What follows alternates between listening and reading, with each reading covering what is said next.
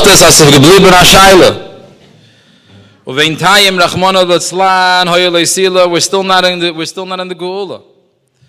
And even 1 second more. And all of this has to do with the very fact, as a given a ptira of,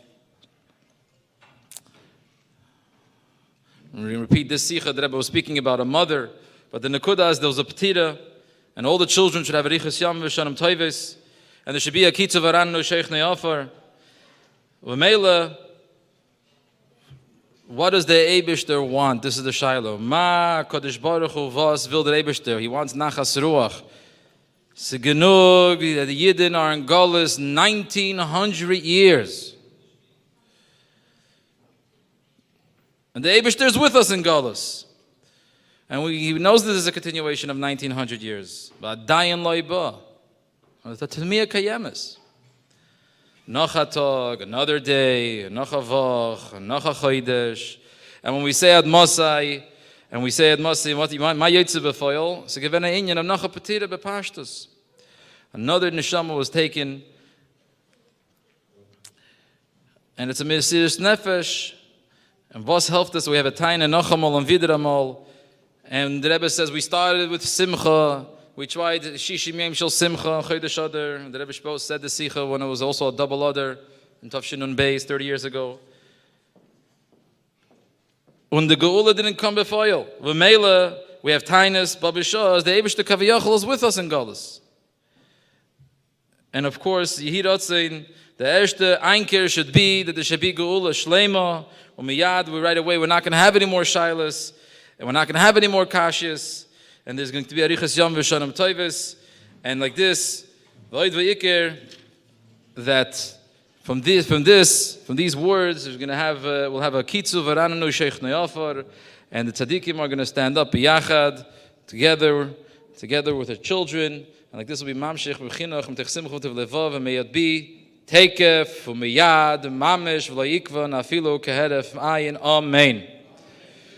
Begin the program with saying the Tehillim. We're going to ask the Einaklach to say the Rebbe's Kapitel Kuf Chof. All the Einaklach that are here, please come up.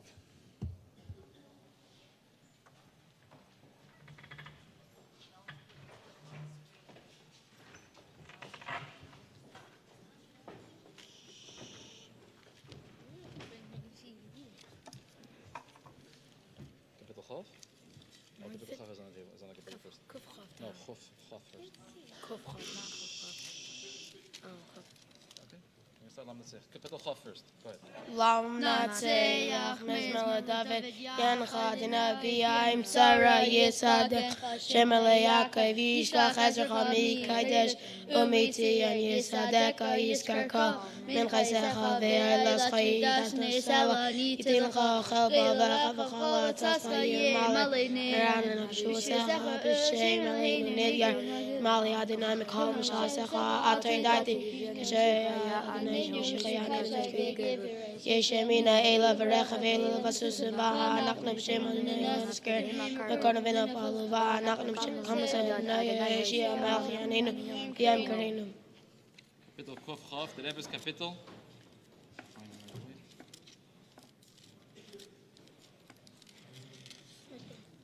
Shir, Amala, Saladina, Batarasa, Likarasi, Yani, Adinaya, Chilanachi, Misha, Shakaya, Mil, Hayitina, Yitchalacha, Shabia, Ita, Aim, Bakale, Rasamim, Ayali, Arti, Manti, Mahala, Rabba, Shakantana, Im, Shalan, Anishalan, Khiada, Barhim, Allah, Muhammad.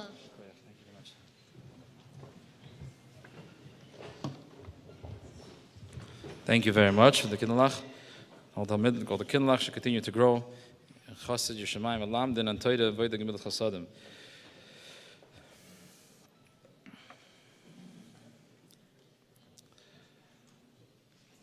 To share insight, a small word from the Rebbe. As we start the program, we're going to ask a brother-in-law, my father, Master Michal Uzenik, to say a word from the Rebbe when it comes to the union of a Shloshim. Michal, please.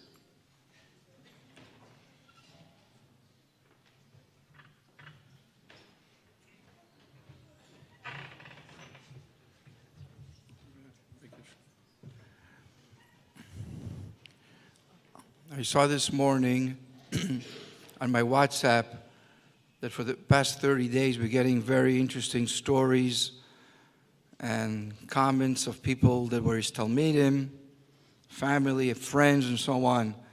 So there was an interesting one this morning to show the connection of my dear brother-in-law Zushe with the Baal Shem Tov. Firstly, because they were both born on Chai Elul, and both of them passed away at the age of 62. But it's not only these two things that make them in common, but much, much more. The hundreds of stories that was posted on the WhatsApp, there was one common denominator, and that is also a word of the Baal Shem Tov. The way the Rebbe explains it and brings it down in the Kutei Sichos Parshas Noach, that the Baal Shem Tov said that whenever you see something negative in another person, it means that you also have that problem. And the Rebbe goes on to elaborate and explain that it really depends, because everybody will see someone doing something negative. The question is, how do you react to it?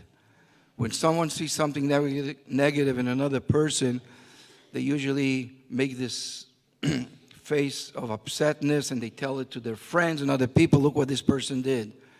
But there's another way to react, and that is when you see something that needs to be fixed, the first thing that comes into your mind is, how am I going to fix it and change it and make it better? And this is what the Baal Shem Tov says. Whenever you look at another Jew, something negative, it is not negative. It's an opportunity for you to change it around and bring it up. And this is, I would say, the Chut HaShedra, the common denominator that goes through all those stories that we read about Reb Zushe in school, his Talmidim, that all of them agreed that whenever he would see something in them that they thought they would be reprimanded and get musar, what Zushe did was call them and turn the thing around and try to make it into something positive.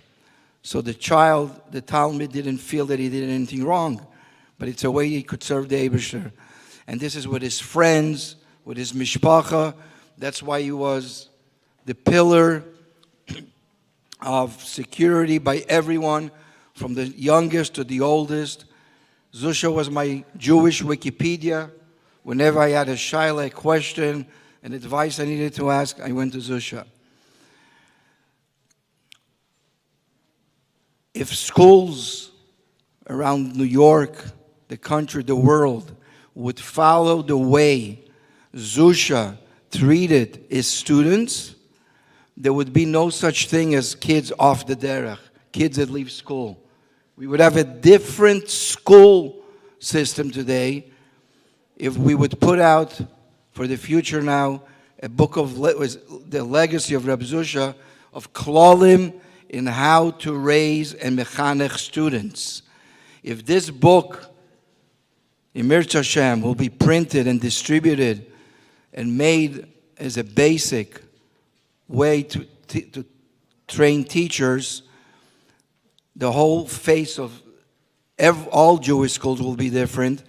And then will be our Baneinu Arevim Be'adeinu, the Eibusher will be ready to send us Mashiach. Hopefully it should be before that.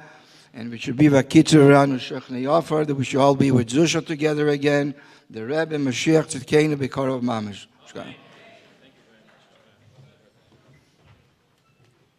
Thank you very much, Rabbi Michal. The life of my father was a life of Torah.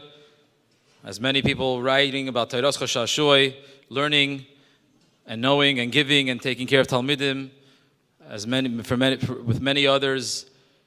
Baruch Hashem, he was zeicha to have lots and lots of Talmidim throughout the years. And many parents and teachers have many times asked him for advice of chinuch. And from the many mechanechim, we would like to ask a mechanech that taught in the yeshiva zusammen with him, maybe all the years, maybe he'll speak to us about all the years that he was mechanech. And we're going to ask a mechanech, this is a mechanech for many of us, Rav Nachman Yosef Tversky, to please speak to us about the chinuch that my father gave and all the simas lev for all the Talmidim. Rabbi Tversky, please.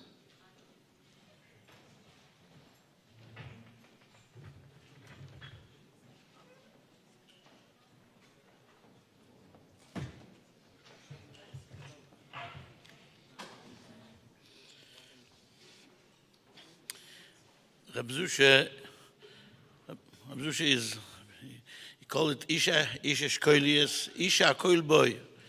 Everything, Teure, Avoide, Gimlus Chasodim, everything is in Rabbi Zushe.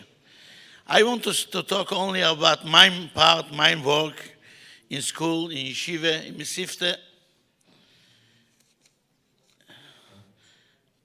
That is Yadua, as one from the hardest jobs in the whole world is to be a melamed.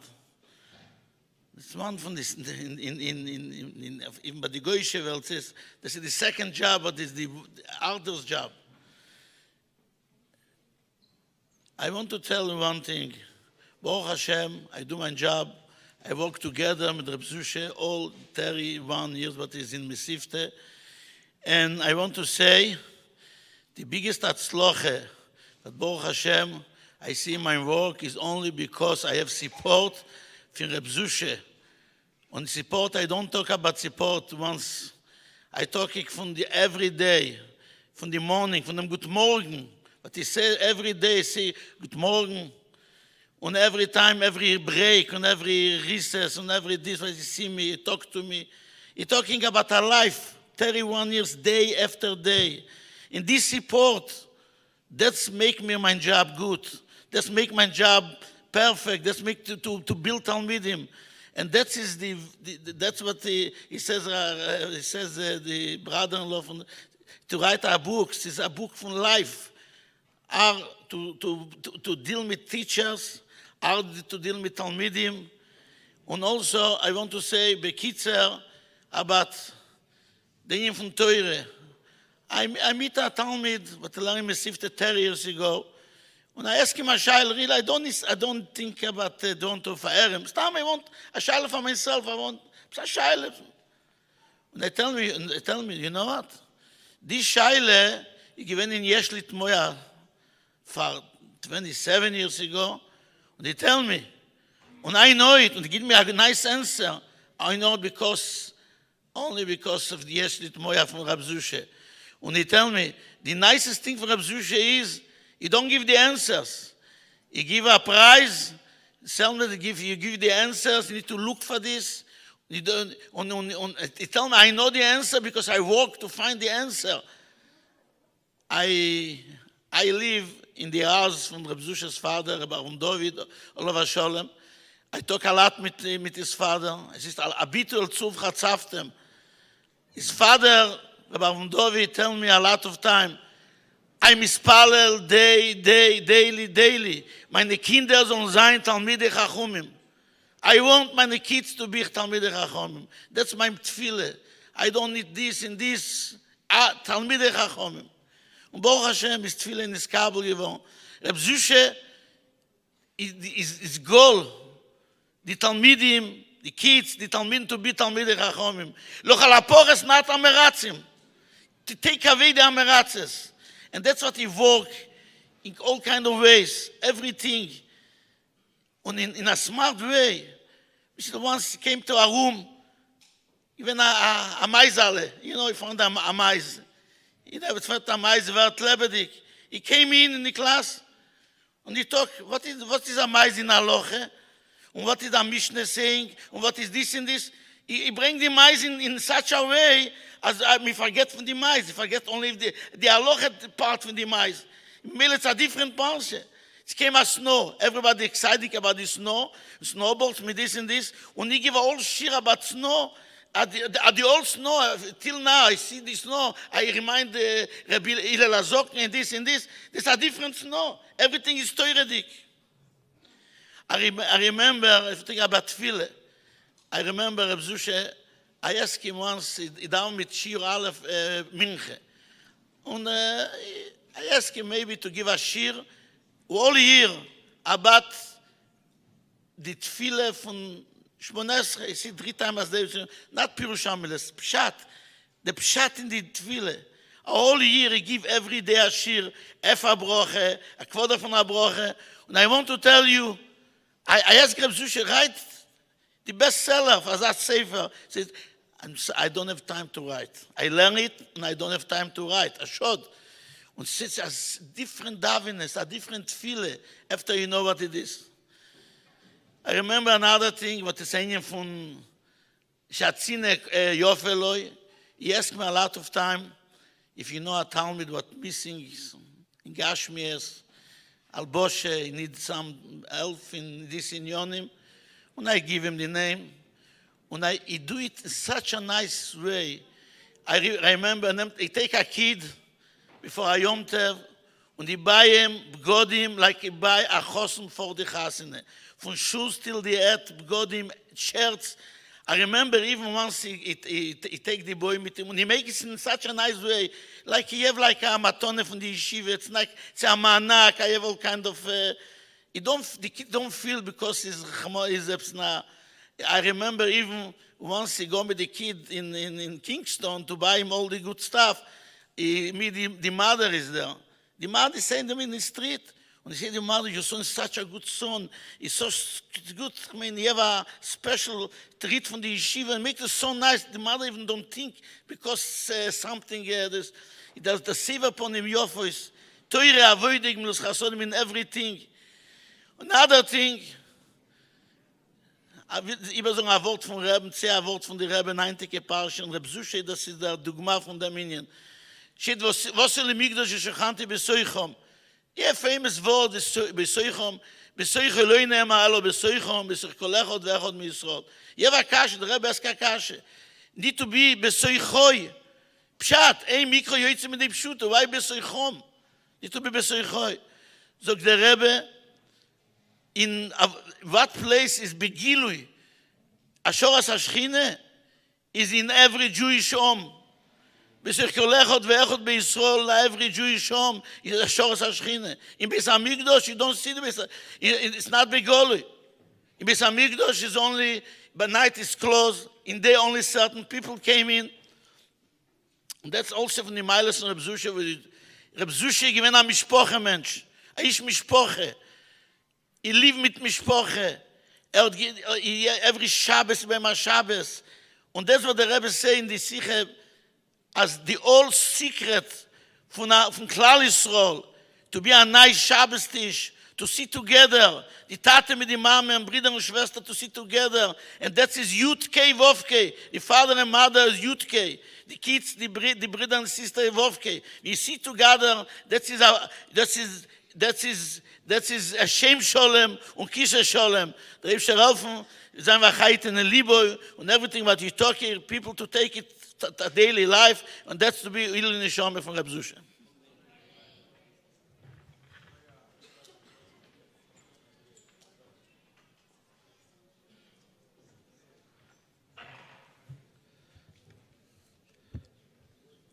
Gracie Shekoyach, the Mechanech, and for the many years, was the Tata had a very stark Yedidus with Rabbi Tversky. A lot of times in the Shtub, you'd always ask Rabbi Tversky, when there was a Simcha, you make sure that Rabbi Tversky should come. There was always a yearly Lava Malka in Shtub, and Alamol had a lot of Nachas, and the Eibush will mention as Imam Shechvayim, Echayel, L'choyel, so L'chaim, let's utilize the opportunity. And always better by the Eibush to Zayin Gula, Amitis, Vashlema, Teko, from Yad Mamish, Amen. A couple of months ago, my father was sitting in this room by the Siyum from the many Talmidim that are here now, the Siyum from the Limud, Machin, Limud, Halacha Lamaisa. There were many Talmidim that throughout last year, Tafshin Pei Aleph, were Zeicha to learn halachas and to be able to makabel smicha that happened this past year, Vav Tishrei, in this room where we're standing together. And together, my father being here, it was a difficult time.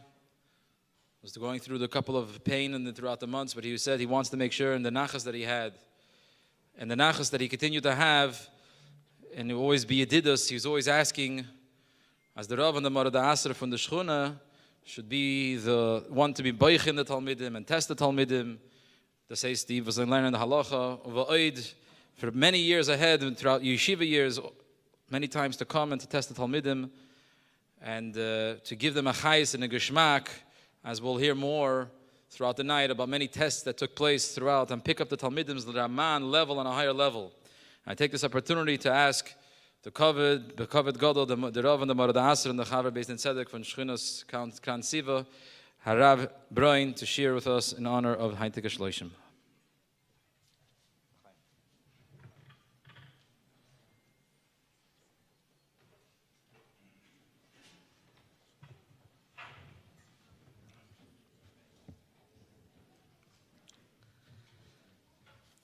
It's a bit hard in a couple of minutes to do justice to the life of Reb Zushe alav hashalom.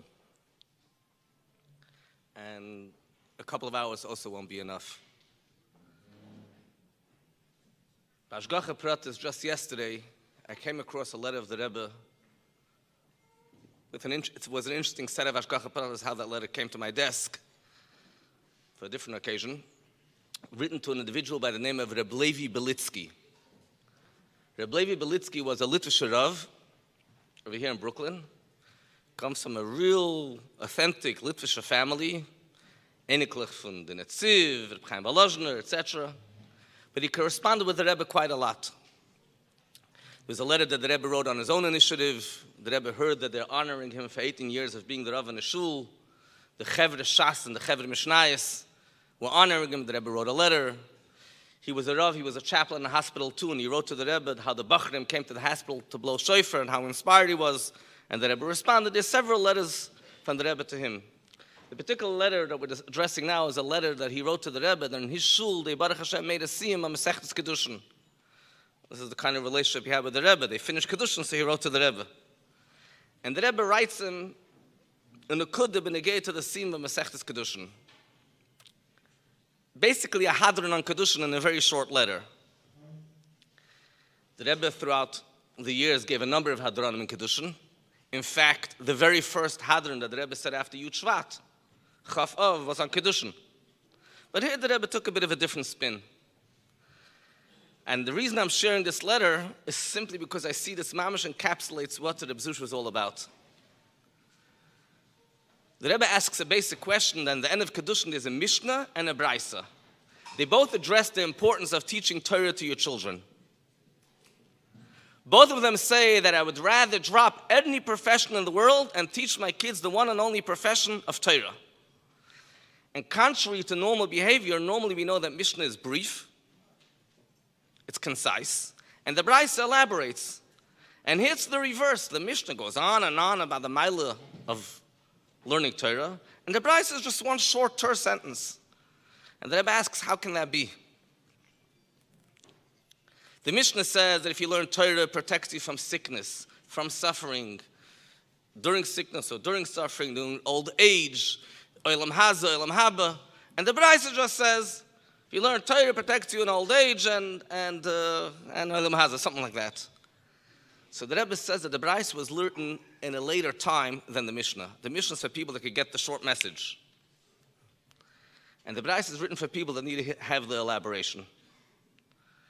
There are people that Olam Haba would appeal to them. So the Mishnah tells them, Olam Haba. There are people that worry about sickness. They worry about suffering. There's a later generation, they're not worried about sickness. Yeah, nothing will happen to me. I'm young and healthy, I'm fine. They're not worried about sickness, they're not worried about suffering. B'chlal, they think they're perfect. The sickness and suffering comes only for people that are no good. I'm okay. Olam Haba doesn't talk to them. They know about old age. And for them, the Mishnah says, it's Olam Haza, the Braisa says, Olam Haza in old age. And after the Rebbe makes this point, he moves back to the beginning of Masechtas Kedushin, and he says that the beginning of Kedushin that talks about acquiring a woman is Torah. And Torah can be acquired in 3 different ways, kesef, shtar, and bia. And the Rebbe translates that to mean kesef, you can get financial reward for learning Torah. Shtar is spiritual reward. Bia means you're not doing it for the financial or spiritual reward, it's to become one with Hashem. That's the gist of it. That when you're teaching other people Torah, you could go through these various different levels. And why was I reminded of Rabbi Zushe when I came across this letter? I had many experiences with Rabbi Zushe. It goes back many, many years. But recently, something that hit me very strongly. Sometimes in my office, I need to escape. So I'm sharing with you my escape route because it's not relevant anymore. So on occasion, I would go on Empire Boulevard. There was a beautiful shul, and unfortunately, it's not there anymore, called Nassen Shul. So, fortunately, it's in a beautiful location. Nicer and bigger, just a bit further, harder to walk there. So sometimes I just need to get out of there, I need to open a safe, I just need to clear my mind. Even do Chitas and Rambam, I just couldn't do in the office. I walked out of there and came to Nassen Shul. And I spoke with Reb Chaim Yisrael Zayin Gesund, what the code is and how I could get in there. 10, 15 minutes, not more. I was there a couple of times. And then I started noticing there's an individual there by the name of Reb Zushe Wilhelm. He's also sitting and learning there, with one difference. He found a young man, a young bacher, who doesn't have a yeshiva to go to, and he learned with him. And I had some candid, open conversations with him. He was just then, he was no longer in Al Torah. He was in between jobs. But Reb Zushe's kol inyanoi is Torah. And he sought out, this is not something he was paid for, he sought out people. I saw him actually doing it in action, going over to people, how are you? How's it going? Where have you been? The bacher's not in yeshiva. Okay, come, let's learn. I know if I could tell a person, come, let's learn, they'll run away 1,000 miles. I've been to many levayas where the family was crying. That's not unusual. I've hardly been to a levaya where there's so many Talmidim that are crying. People that felt they lost family. A person who gave themselves over to them through one medium, Torah, because Torah is the medium to connect with people. And he took people that were considering professions, and he told them, forget about any other profession, the best profession, the best profession is Torah. In fact, you think about it, the Mishnah tells, we know you have to teach your kids a profession. It also says in Masechtas Kedushin. How could Reb Neroi say, I'm not teaching my kids any profession other than Torah? So the Pnei Yeshua explains, yesh v'yesh, you have to teach your kids profession, but then there's advanced students that you don't have to teach them a profession. You could give them just pure Torah. Reb Zushe went to those students that were not those Reb Neroi students. The students that are part of the beginning of the Mishnah. The beginning of the Mishnah goes through various different professions, good professions, not such good professions. And on those students, he said, I'm dropping every other profession, I'm going to teach them Torah. I'll teach them Torah in such a way where even those students that don't care about Olam Haba necessarily, it doesn't appeal to them. I'm going to talk to them Olam Haba language, I'm going to talk to them sickness, suffering. None of this appeals to them. They're Isha Yosha Beinim Yasa, they're fine, they're okay the way they are. And somehow he connected with them. And I saw this in front of my own eyes. It touched me in an amazing way. And he got them to the level of not only kesef or shtar, but even bia, to understand, to appreciate the level of appreciation of Torah, Torah's value per se. It has been said by many people ever since Dalet Shvat, the day of the passing of Reb Zushe, that they're going to ask me, like Reb Zushe Manipoli said, they're not going to ask me why I'm not like Moshe Rabbeinu. They're going to ask me why I'm not like Zushe. In so many different ways. But besides for that Nakuda, which a number of people have brought out, that we have to look up to Reb Zushe and see what we can learn from him, Reb Zushe approached people with this very, very Nakuda. You don't have to be a Moshe Rabbeinu. You don't have to be a David HaMelech. But I want you to actualize your potential. I know of students that he approached, whether in his yeshiva days and his post-yeshiva days. And he found in them the Nakuda that they could excel in. And he said, let me make you, your name is Zushe, let me make you Zushe. What does Zushe mean? Zushe means a good friend, a sweet person. Let me make you a Zushe. You don't have to be a Moshe Rabbeinu. No one's going to demand and ask you why you're not Moshe Rabbeinu, but they're going to demand, like Rabbi Zushe and Nepali said, why aren't you Zushe? Why aren't you who you can really be? And Rabbi Zushe wouldn't want us just to talk about him. He would want tachlis. The tachlis is if we could just take out of this event, we have so many children in our community, some that are lost, some don't know they're lost, some their parents don't know that they're lost. And we could actually approach them, take one child, teenager, bacher, young man, men, women, children, and give them ava, chibah, give them ziskait, zusha. Tell them that Yeshaya, that the salvation comes from Hashem. Give them that kind of kiruv. We can't do this to everyone. And every other person has another story about how he was touched. One person, and you make a change in one person. The Rebbe told us this many times. Everything that we do is nitzchiyistig. You make a change in one person, that person has children. He has an effect on another person. It's an eternal, it changes the whole entire landscape of Elam Hazah. Let us be inspired by the pullus of Reb Zushe, and we should hope should be v'kitze v'ranu. We're looking forward to kitze v'ranu sheichna offer, v'hu b'soichem, and definitely tzadikim kam l'tchiyah tchila, v'hu b'roishem, and he'll go together with all his talmidim, and he'll be able to point in front of Mashiach Tzidkenu. He was so proud of his talmidim. Ru'u gidulim shegidalti. These are the children that he has raised. When I came testing in the yeshiva so many times, the nachas, the geshmak of a menchanach, of a menal, looking at his gidulim.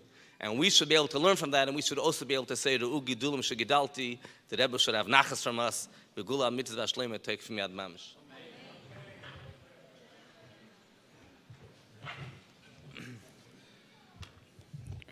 Yeshakayach and a grace and thank for the Rav and the Maradasa for sharing with us about Avimaidi, about the specialty, and we could take Poyel Mamish, have Achayit and Aliba. The purpose of Achayit and Aliba is what we could take from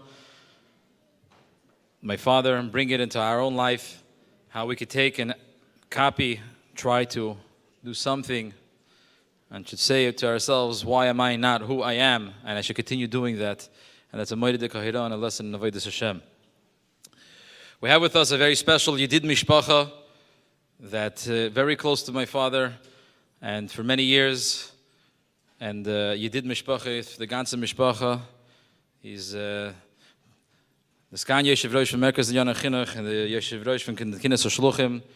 My father entrusted him with a pan that went to the Bleivik this past summer, and the Yedidus should continue, and the Ebershel will benchen, Zabana Bracha, and continue the Yedidus, and we only have brachas, b'toiv v'nid v'nigla. We'd like to ask the Harav Moshe Kotlarski, please, to share us some vert in honor of tonight's Shloshim.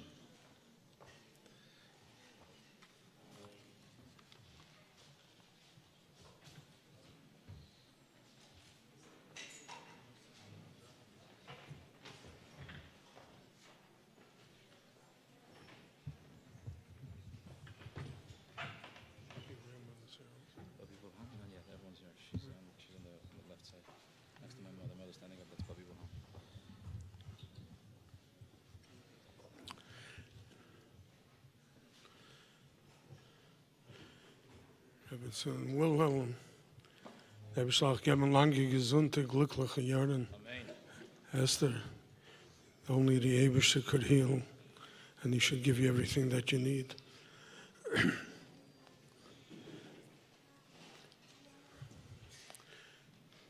In this week's Parsha, we learn what a true Chassidish Yid is. It enumerates the components of the Mishkan. The first component, which we find, is Vasisa Arin. Should be Mibayis or Mibachutz, should be Zov. What does it have to be? Mibayis. It has to be Teichei Kibari. Somebody that not only learns, somebody that lives that life. Somebody that not only lives that life, infuses other with that life. So the first thing that you have to have is a Torah Dikiyid. If there's one person that I know, and even in the days when Norway was fighting in Panama, is Haterne Shtogel lost him Sefer. He never left the Inn of Torah. Torah was his life, and he had a tremendous impact in Panama, and as he has had a tremendous impact in Torah, in Holy Torah, and what he has accomplished, and the Talmidim the Amidu Talmidim Harbe is the hallmark of what Rabbi Zushe was. The second thing is darf man haben a shulchan. You have to have an open home. Not only, especially a mechanech, they have to know that he is available 24/7. His home is open. His life is open. Of them darf man haben a rebbetzin that should be able to go along with it in all of the inyonim that there were. And then there's a menorah. There's a menorah that darf leichten not only on the inside, but on the outside. Al pesach beisi mi bachutz. So we have the lechem ponim tamid, and we have the menorah, and then there's the union of the mizbeach. There's two mizbeachas. There's a mizbeach ha'adama and there's mizbeach hazov, giving from his possessions and giving from himself. I don't know another mechanech that has given so much of himself, and giving from the mizbeach hazov, from whatever he had, belonged to everybody else. Und zu die alle Sachen, and being mekatzer, that I once heard a word, it says, there's the Membeis Masois in Parshas Masei. A Balkeder that reads it in more than 4 minutes, heißt a Kratzer. Kratzer. In making a stopping to get everybody together in formation. This one went here, Moshe Aaron went here, the Kohanim went here, the trumpets went here. A ganze Aveda. And how long do we take? Vayisu. Then Vayachnu to unpack and everything. Each one of these things took time. And this is basically the way we personify a person's life. In 2 sentences, you make it all. A Yid like Zushe, you can't make his life in 2 sentences. There's so much to talk about. But everything that brings it together is the Shloshim, is the Iskashos to the Rebbe. And the Ibegebenkeit to the Rebbe. Oisa Shalom Ibrahim Obiyasa Shalom Aleinu V'Kol Yisrael V'Yimru Amen.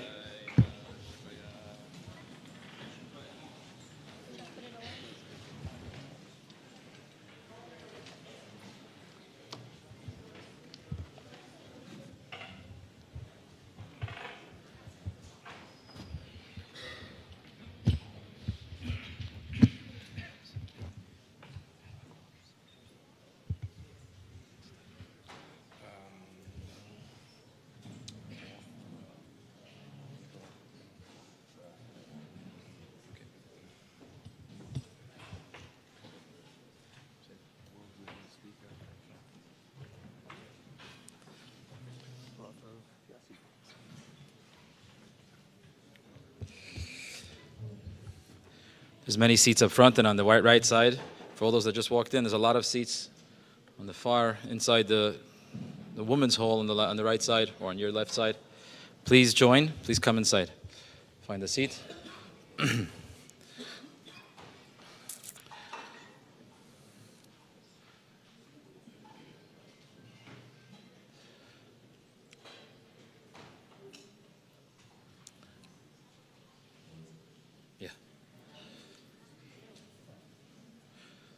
As the minig is by Shloshim, as to make a bracha, we cover tikkun for the neshama. There's some brachas you can make in the very back. There's some mezainis and brachas that you could make. At the very end of the program, we'll be having a farbrengen. So please, at the very end of together with Reb Shlomo Zarchi. So please stay for later on. We have the covenant and the schus, a yedid mishpacha, a chaver, my father, and the ganze mishpacha.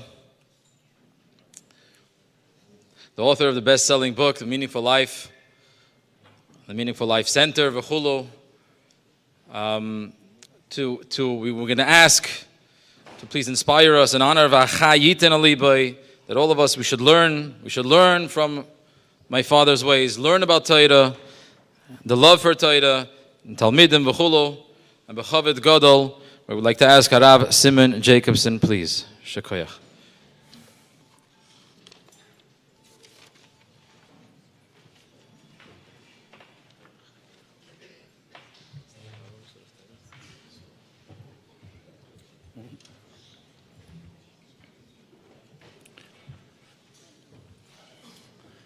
So, Esther,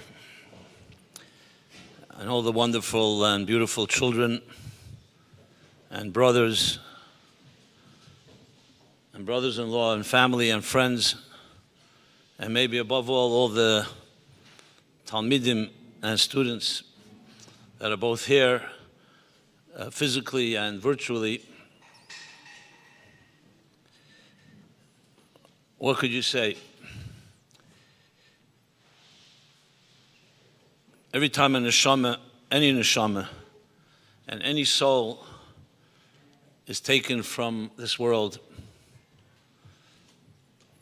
we consider it not just a personal tragedy, but a collective one. And even for the Eibishter himself, that causes tsar and aggravation that ripples through the whole Seder Shtalshlus. Because that's not the way it was meant to be. If there was no Chet Eitz Hadas, there would be no separation of soul and body. So even though people think it's like normal, death and taxes, the truth is, from a Jewish point of view, it's an aberration. It defies and goes against everything that makes sense, because why should a neshama nitzchis, an eternal soul, ever stop energizing and giving life to a guf, to a body? It doesn't run out of gas. It's connected to the Eibishter, the Kim Chaim, and neshama is a nishmas Chaim. Just because we got used to it doesn't make it normal. And that's why Tchias HaMesim is not considered unnatural. It's actually considered the most natural thing. It's going back to the way it was meant to be. Any neshama, but especially a neshama of a Talmid Chacham, as was mentioned by everyone before me, a person completely dedicated to learning and teaching. Talmid Chacham could also be someone who's not a mechanech, but also Lomad v'limed es harabim, teaching others, which is generational, as was mentioned. So this isn't just a tzar, obviously, for those closest to Rabbi Zushe, family and friends. Obviously, maybe felt stronger. But the truth is, it's for all of us, no matter where we are. And we never forget that. We don't take it for granted. I'll never forget, and many of you may remember it as well, the Rebbe's words, piercing words. What was mentioned before, Yechazer, the Rebbe's words 30 years ago, this week, next week. But there was something 35 years ago, 34 years ago. And that was the Istalkus of the Rebbe Tzachai Mushke Tovshim Memches. And the Shloshim from Chav Beishvat was a Parsha Porah, the week of Parsha Porah. The Sikh is already edited by the Rebbe, but as anything in writing doesn't always capture the emotion and the feelings. So the Rebbe was speaking about Parsha Porah Aduma, Zeis Chukas HaTeira, which talks about death, Tumas Mes, the impurity and the toxins of Misa, of death. And the Medrash asked the question that the Rebbe quoted and cited, why does it say Zeis Chukas HaTeira? Zeis, which means that there was a problem, and the Eibishter's Marabet's boy Ve'emer Zeh, he had to actually show Moshe with his own hand, Kavyachol, so to speak, because, as the Medrash explains, the Eibishter was showing Moshe all the healing and all the taras, all the purifications to all the different impurities. Tumas Zov, Tumas Metzera, Tumas Nida, and so on. Came to Tumas Mes, suddenly, Niskarkim upon of Shal Moshe, the face of Moshe, Niskarkim, different interpretations, his face became white, green, yellow. Bottom line, he became very disturbed. And he exclaimed to the Eibishter, he said, "B'metahei tarose." How is it possible? What will be the tara, the purification, the healing from this horrible tumor? And that's why the Eibishter answered, "Zeis chukas hatera." He showed him, I'll show you how. He needed extra explanation, so to speak, or extra kayach. And he showed him para aduma, which is still a chukah, even though Chassidus explains some of the symbolism, but is the ultimate chukah. Why a red heifer? You mix the efer with the water. That's what the Medrash says. So as the Rebbe, basically a klotz kasha. What bothered Moshe Rabbeinu? He's talking to the Eibishter here. Just like the Eibishter allowed for things to become impure, he could also tell us how to purify. And he saw that the Eibishter had an answer for all other tumas. So what suddenly happened here when it came to mess? And I'll never forget when the Rebbe said these words, Umeisha et gelen chassidus. And he knew all the explanations in chassidus. That you can explain that Einachanami Misa on its own is a negative, but there'll be Tchias HaMesim, Yirid Tzera Chaliyah, Le Machshavei Machshavei Seichem. We have all kinds of ways to Hashem Lokach, Hashem Nosam, Hashem Lokach. There's all ways to explain it. And he's talking to the Eibishter. So what suddenly disturbed him that his whole face, Niskarkim Aponov, and he's wondering what's bothering him. And the Rebbe's answer was clearly, the Rebbe was speaking about himself. That was obvious. And he said to the effect, I'm just paraphrasing, he didn't say these actual words, but the teichen was, that with all the seichel in the world, even seichel de Kedusha and chochmeh d'Atzilus and higher, when a heart is hurting, the mind has nothing to say to it. Basically, a brilliant mind cannot speak to a bleeding heart. For Moshe, even one rega kotan azavticha, that 1 second, there's a hefsek, even 1 second, between atam advekim, b'Hashem Elokeichem, chaim kolchem hayem, chaim amitim, and this gashmisdik world, the guf gashmi, even 1 second, by him that was terribly disturbing. Because for someone that lives with alakus, bipshitas, that God is everything, and that with the entire reality, for us, okay, it's concealed. But there should be one moment that it appears at least. And so not just appears, al pi halacha. B'metei tarase, how do you heal from something like that? So you needed to have something that came from a koyach that's higher than seichel, chukah. That was the Rebbe's words. I'll just share my own hergeshim at the time. I was wondering, why would the Rebbe, who was so discreet and such a control of his own feelings, here suddenly in Tafshin Mem Ches, in stark contrast to Tafshin Chav Hei, when the Rebbe Tzachana passed away, it was almost like deliberately grieving in public. Everything changed. The Rebbe moved his whole operation from 770 to President Street, davening 3 times a day, every farbrengen v'achayit nelibe. Literally, it was clear. The anguish was clear. So it's one thing that Rebbe is feeling this and has to share it with us. And this sikha, what the Rebbe had to tell us what he's going through. So who knows, we can understand the Rebbe's ways, but you have to say, very similar to the tragedy that happened 30 years ago, the Ime Anechi B'Tzara, that a Rebbe is with us not just in simchas and celebrations and in Giluyim, but maybe even more in the Helem and Hester.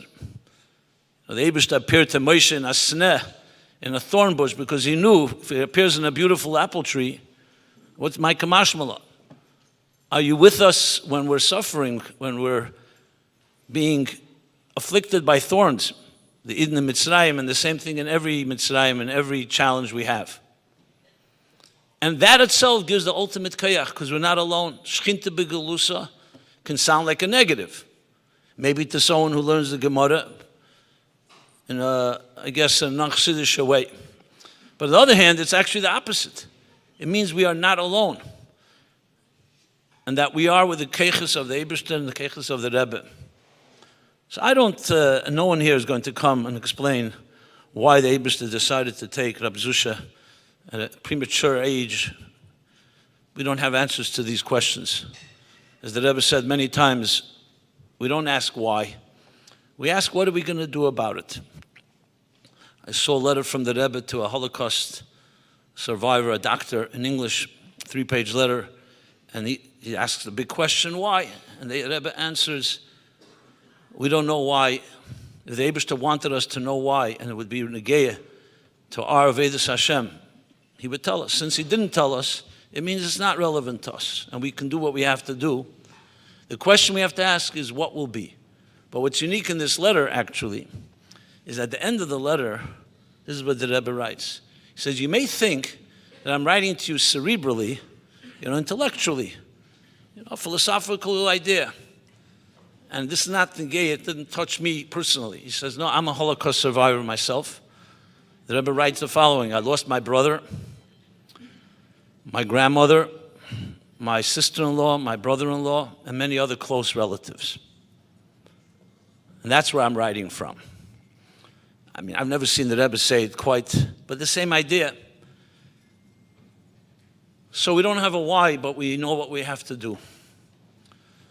That doesn't make the tears go away.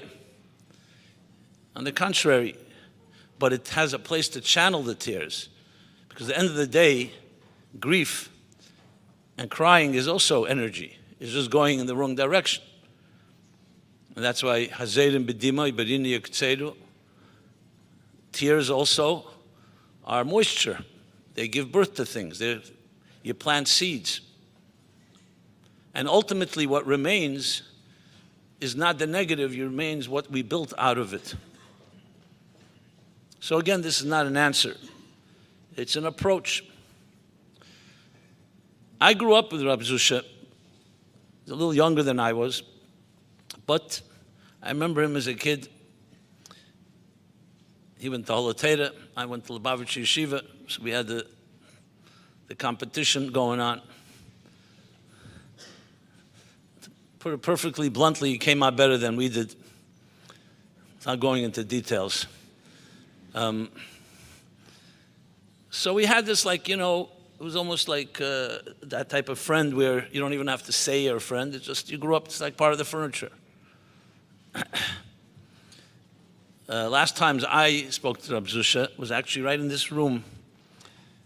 There was a contest about the Mashiach topics with the Talmidim from different schools came. When was it around? Which special day was it? It was around, not Yud Shvat, what was it? And we sat here, up here, we were 3 judges, myself and him. And, you see a lot when a person is sitting up there and a judge, and we're discussing how you judge these students, and how he was bending over backwards to be melamed zchus, even when someone said an answer that wasn't perfect. Understanding it's not just about right and wrong. Obviously not chas v'shalom in anything that's inappropriate and unethical, but to always try to bring out the best in everybody, which was mentioned as well by Michal earlier. And then right afterwards, when we finished, he came over to me and said, I'm doing now this course online on different elements, shalom bayis and so on. Would you be willing to do something? We need something ruchniisdik. We have a lot of the halachas and a lot of the practical elements. And I said, what would you like? He says, the soul of marriage. And I readily agreed, and actually did it a few months ago. Just sharing my own personal last interactions with him. Then I saw him by the Holoteda dinner, which was sad, but at the same time, you see a person that was completely saturated with learning Teda. And when he spoke those words from sitting in his chair at the new building, the Chanukas Bayis, down on Remsen Avenue, wherever it is. So that's what you see when a person is at their most darkest moments. You see what comes forth from them. Nichnas Yayin, Yotze Seid, same thing is also with Tsar. And when you see Teda coming forth, that means this is what the person lives with. And I don't know all the details, I'm sure you, the family, so much more of it. I'm just saying things that I just noticed. So I thought to just conclude with a few words which I think Rabbi Zushe would appreciate. Everything through the lens of Torah. So the end of Masechta Moed Katan, talk about Asiyum. So Moed Katan is of course the Masechta that talks about Avelis, about mourning and grieving. One of the Masechtas you're allowed to learn on Tisha B'Av in the 9 days. So the end, and just briefly, it's an interesting series of statements all about a neshama that passes on. But when you read it ostensibly, it doesn't seem like there's a kesher to one statement to the next. So it says, Omer Rab Chanina, right at the end of the Gemara there, that kosha yitzias a neshama min haguf, it says, kitzipere mepi aveshet. What that means is, it's a moshel, that in a boat, when you tie a sailboat, so there are ropes that go into the hole and connect it to the mast. So it's difficult, just as you have to pull that rope, it's a very difficult thing to pull out that rope. So too is the Nitzias HaNeshama min haguf. Amar Rab Yechanan. Yechanan says, different comparison. Kipiture mepi aveshet. And Rashi teaches, that's a rope that connects two boats. Not that connects it to the sails, but connects two boats. Okay. What does this Gemara mean? Look in the Mefarshim, I haven't found anyone that really explains it. What's the machlekes here? Or what the two approaches? If it's not a machlekes, maybe it's a sofa. Then the Gemara continues and says that when you say goodbye to a neshama that leaves this world, you say, Lech bishalom, go in peace. You don't say Lech lishalom. You don't say go to peace. To someone that you say goodbye as a neshama beguf, b'chaim, you say Lech lishalom, to peace. And different explanations what that means, because what person's living, you don't tell them you're going to a place, go in peace. The kavanah, the destination is peace. What about a neshama that goes l'mayla? Why not? So with Pashtas, the next piece in the Gemara seems to come to explain it. So this is the next phrase. It says, Kol ha'yetzeh mebeis ha'knesses lebeis ha'medrash is mekabel pnei hashchina. Again, what's the connection here? And it says, Kshenema yelchem achayil al-choyel yirah elikim b'tzion. And then finally, the last statement in the Gemara, the famous statement in several different Masechtas, that Talmidei Chacham ein lehem menucha afilu le'elam haba. That's the expression made. And again, Shenemer yelchem achayil al-choyel. So I've learned the Gemara many times, but I think thinking about this evening, Shloshim of Rabbi Zushe, that maybe his life embodies all these elements, and you could find a connection between all of them. Now, what does this mean? A Talmid Chacham doesn't have menucha. I mean, that's a bracha or a curse? I mean, menucha is like the biggest thing. Shabbos, Yom Shabbos, menucha l'chai elomim. When it says Yaakov Avinu, Bikish Leishav B'Shalva, these are the biggest brachas, to live in peace. But the peace, the lack of peace and the restlessness that the Gemara is talking about is not anxiety, Chaz v'Shalom. It's the lack of peace because the Eibishter is Ein Sof, Yirah Elikim B'Tzion, Chayil El Choyel, and a Talmid Chacham who learns Torah, which is Aruchem Eretz Midah, Rechavim Min Hayam, is never at peace. He's always growing. And that's why you don't say to him, Lech Lishalom, because he's not going to peace. He's going to actually feel these aliyahs more and more and more as neshama goes up in its limud Torah and grows. And it also comes to explain, who's that? That's a Talmid Chacham.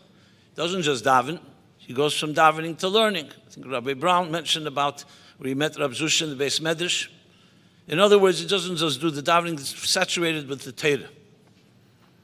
And perhaps, Yeshlema B'derech Hevsher at least, that the two, Rabbi Chanin and Rabbi Yechanan, are talking about two different types of Yitzias Neshama and Aguf.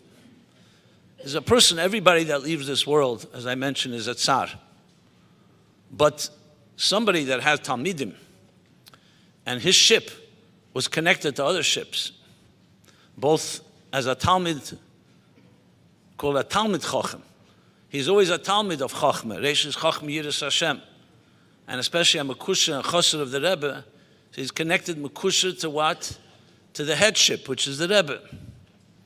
And also, in the other direction, a Mechanech, a Magid Shir, and everything he did to connect himself to other ships of his students. So that's what Rabbi Yochanan comes to add. That's a whole different level of tsar, because firstly, it's not just himself, it's all the people he's connected with. But Le'ider Gisa, like everything in Yiddishkeit, every negative, it also leads to a great positive. I mean, there's nothing more powerful that you can leave in this world. Are your children, and Bonecha Ela Talmidim, your students. Why? Because that is the symbol, and that demonstrates Nitzchias. The Gemara says, Ateres Kenim Bnei Bonim. Why Bnei Bonim? Why not the children? Because once your children have children, then you know that it will always be permanent, because it now has the ability to perpetuate. Is this an achama? Not necessarily. I'd rather have Rabbi Zushe right here, and he can celebrate with his children and grandchildren, and hopefully great-grandchildren. But yet, to say that it's meaningless, God forbid. Mazari b'chaim, afu b'chaim. And let's put it bluntly, we as Chassidim are now 30 years from when the Rebbe stopped speaking, at least to our eyes, as Zalman Moshe said, Zevi grob de Welt is, ad Chassidim am verstehen was the Rebbe sagt. He said it about the Friedrich Rebbe. But regardless, still, 30 years, and it's 28 years from Gimel Tammuz. So we have our collective challenges, and everybody has their particular questions, I'm sure, and so on. But what we were trained to do is this: we're soldiers, and soldiers march forward whether you understand it or you don't understand it. I saw in a Sikha from Tafshin, from the Friedrich Rebbe, he says that the problem today is in the army that we have. The Soldat meinen, sie sind General. The soldiers think they're generals. And we need an army where the generals know that they're soldiers. So the Friedrich Rebbe says, like it says in Basilegani, the simple foot soldiers that go with Netzach and Heid, with a determination and with a Kabbalah sail, we march forward. That's what is it difficult? Yes, I'm sure at times it's difficult. But that's what we were taught. That the deeper the Helm, the more we cannot resign ourselves and become part of the problem, that the only way to counter it is to forge ahead. Vayiso. We know how Jews can get caught up in their four philosophical groups, as they did by the Yam Suf when they were stuck between a rock and a hard place between Mitzrayim and the Yam Suf. But the answer is Vayiso. You forge ahead. And in some mysterious way, that is the ultimate answer. We saw it by the Rabbeim, saw it by the Friedrich Rebbe, we saw it by the Rebbe. The many, many challenges the Rebbe went through. But what was the approach ultimately? Vayiso. Never, never, ever do we succumb. We're never victims.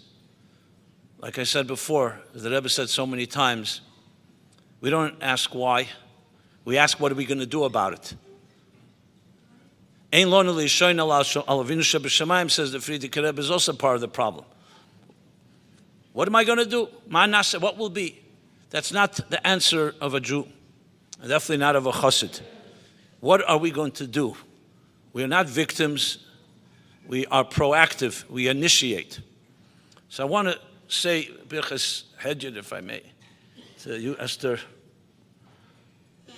No one's going to tell you it's going to be easy, and I'm not coming to say that. But the fact is, for every peckle of challenges, you also get a peckle of keiches. That's what we've always been told. Not that we asked for it, we'd prefer not to have that. But that's what it is. And kashayano esam ken yirbu v'chen yifreitz, in direct proportion to the suffering, they blossomed and they thrived. That's how it is. The Rebbe Rashab says it's difficult to say on the Alter Rebbe, but when he was in prison, it was like Zayis, like an olive that only produces its best oil when it's keitchenese, when you press it. The Rebbe Rashab says, "Shver zogen," but that's what happened. So it's not an answer, but it's what happens. That the Eibishter should bless you, Esther, and your family and your children and extended family and children and grandchildren, that in the Ruach and the Neshama of Zushe is here with us. The Neshama sees us even though we don't see it, at least not me. And it's with and gives keiches. And being a chassid of the Rebbe is right near the Rebbe's, wherever that place may be, that you should continue to forge ahead in the spirit of everything your father and your husband and our friend and family member stood for, because his neshama is continuing to be ein la menucha, and I'm sure he doesn't have menucha, especially when his family down below doesn't have it. But we translate that ein la menucha into yelcha mechayel al chayil, that it becomes a springboard, a catalyst to not be complacent, because that's for sure you're not at this point, and not to be indifferent, and that to march forward. And we were promised time and time again by the Rebbe, and even in that very difficult sikha 30 years ago, that ultimately this would be the last tragedy, and that Mashiach will come and the Gula will come. And frankly, what other option do we have? The option of resignation or giving up or just becoming cynical or skeptical is not an option. So the Eibishter should bless you all, and should only see great simchas begolei b'teva hanira v'anigla. And we should be zeich, as the Rebbe said, at the end of Basaligani, niske zenzach mit Rebbe dalamata masarat tfachim. And of course that goes with all the chassidim, including Rab Zushe, and it should be taken from miyad mamish.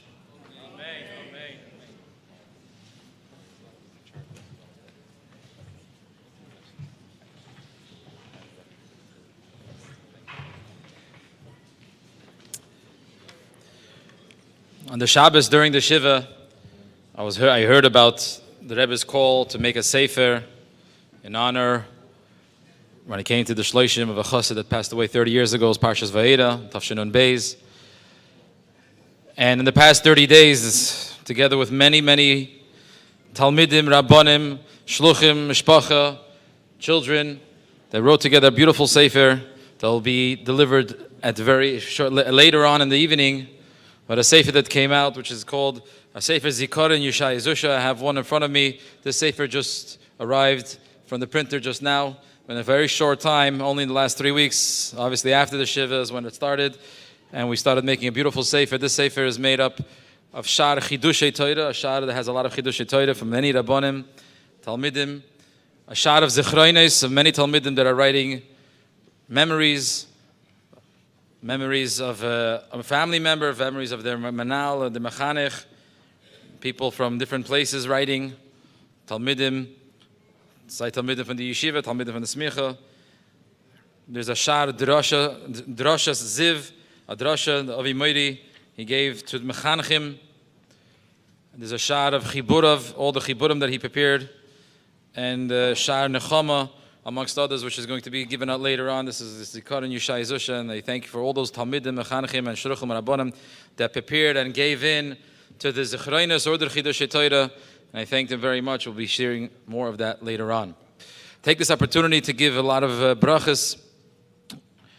Imi Marasi, that my mother should continue to have a bracha of Gesundheit, Arichas Yamim, V'shanim Toivus, Toiva Nira V'Nigla, Chesidush Nachas from all of us zusammen, Banim b'nei banim, and should be children and kinderlach and einaklach and oreineklach and oreineklach, and we should be able to celebrate zusammen with Tati the Gula Mitzvah Shleima. That should be Tchias Mesim Teiku from Miyad Mamish. Amen. I take this opportunity to thank all those that prepared this beautiful evening. We have a lot to. We're going to be showing shortly a small video, followed by some family members that will be sharing a few some interesting words. And just to thank for preparing a beautiful video and preparing this whole evening together with my mother, was the family members, my brothers and my sisters. I take this opportunity to thanking for the video presentation that will be seen shortly. There will be thank you to Mashi, Mushki, Sarah, and all those from the family to prepare this beautiful video. Please give your attention to the screens. Thank you. Who's closing lights?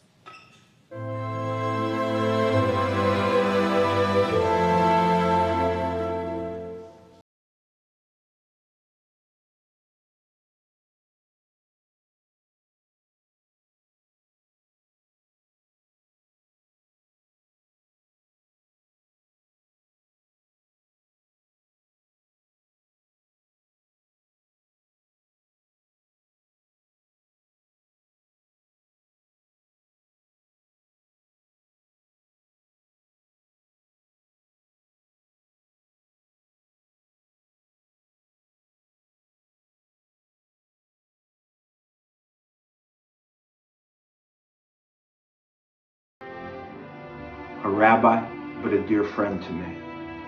He was mishpacha to our home and to me and Elizabeth. A Hanukkah celebration in my home with 50 or 60 people at a time.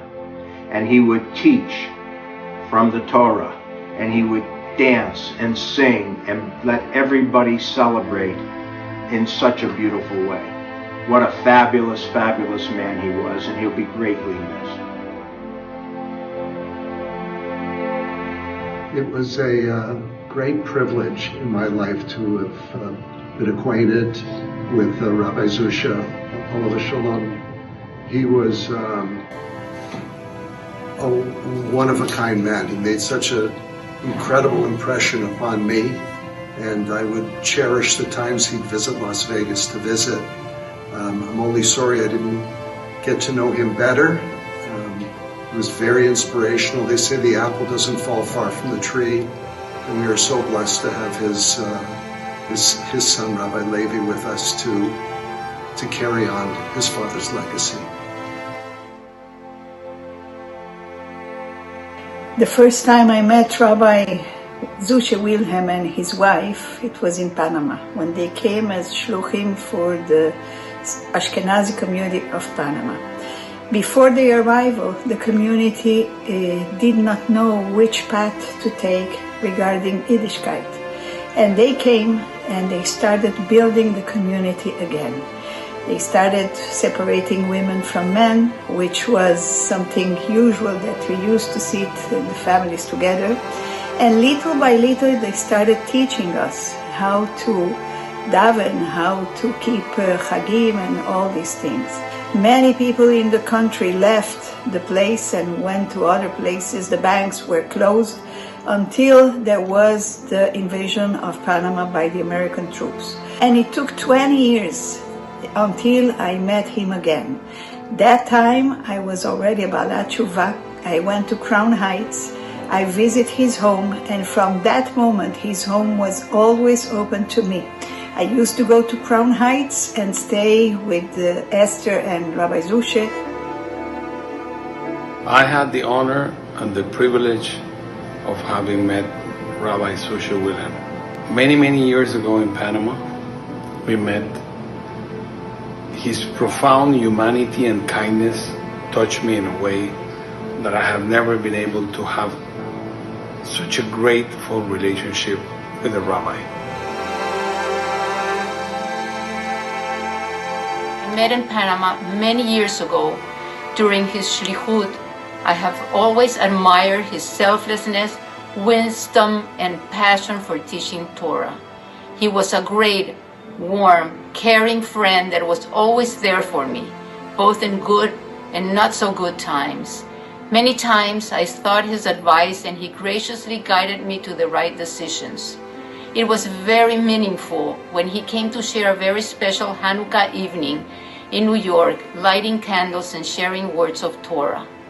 I will be eternally grateful to Rabbi Zushe of blessed memory, Esther, and your amazing children for always being there for me. Rabbi Zushe's memory of blessed memory will always live in my heart. May his neshama have an aliyah.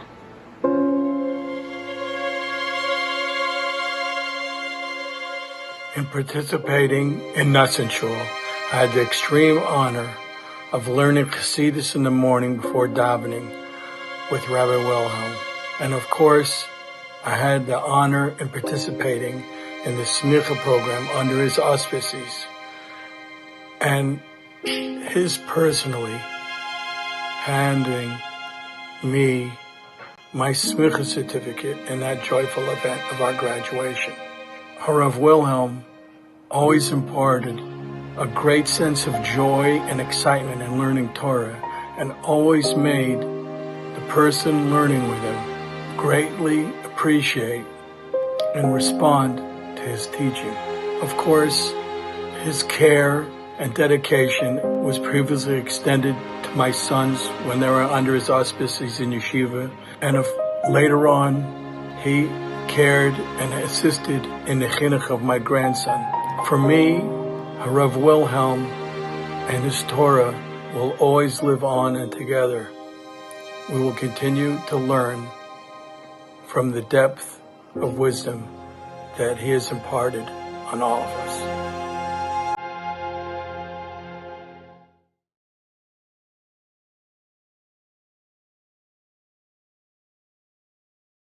My brother and I had many hobbies, one of which was magic. We were very into it. We still are.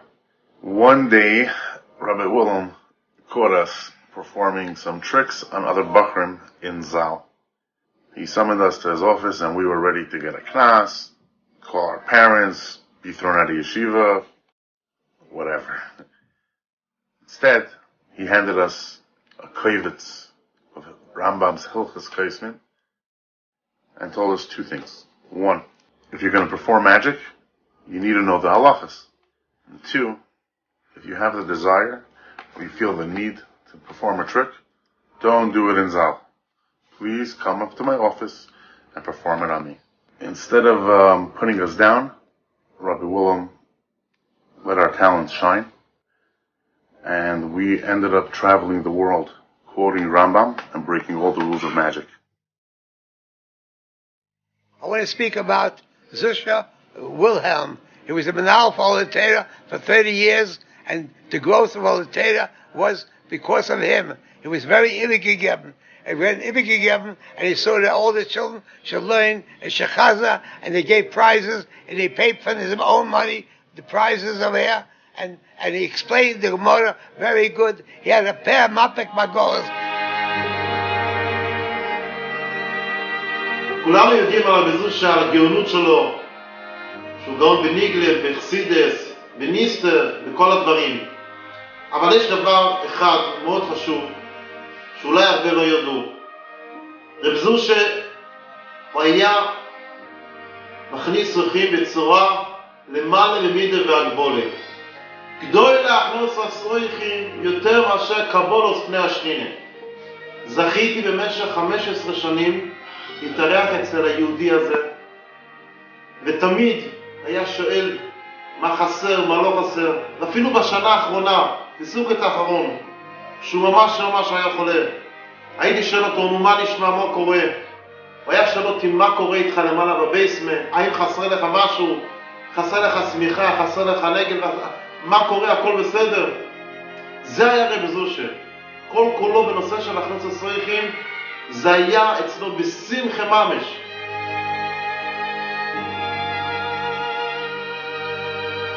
And we ask of the Reichen Himmeln that die the Goliseinu, enough of this Golos, enough of these problems, especially this year, this past year, Tavshin Pei, enough of all that, and let it be only a positive year, and only a year full of brachas. Amen. Amen.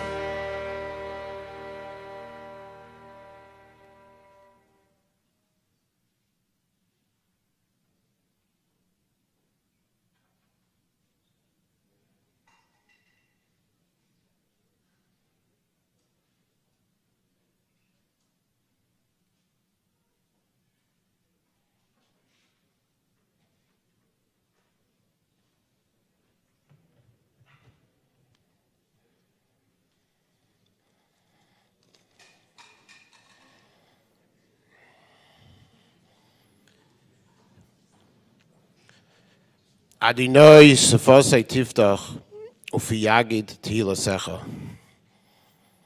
this pasuk, my shver would say quietly before he would always talk. And it's a good shver. Before I would need to give speeches in the Chabad house, he'd always tell me, say this pasuk.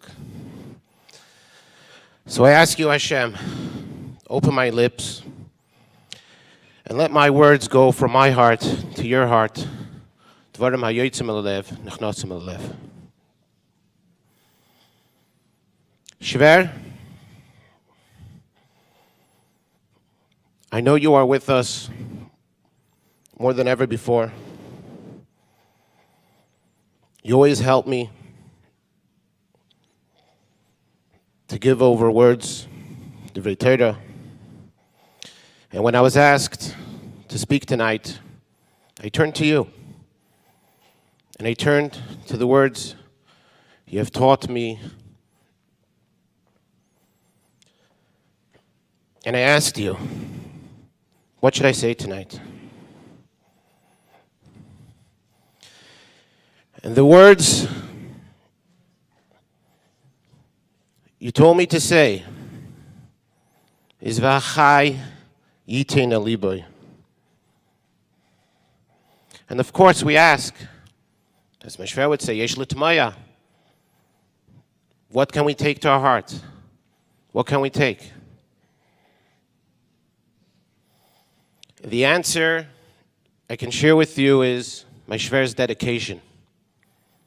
Mentioned tonight how he was just given over in all aspects of Torah, Avodah, Gemilas Chasadim.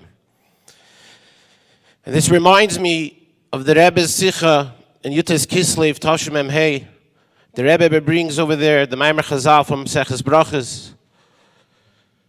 Kol ha'oisek b'Torah u'b'Gemilas Chasadim u'mispalel im hatzibur ma'ila lav ha'kosov ke'ilu v'to'ani li u'lebonai b'bein ha'umos. And the Rebbe goes on, what does it mean, oisek? That in each part, in Torah, in Gemilas Chasadim, in Tfilah Matzibur, he is dedicated in that. And this was my shver. He was dedicated in Torah to his Talmidim, to his students, Hemi Talmidim Harbe. In Gemilas Chasadim, the stories go beyond.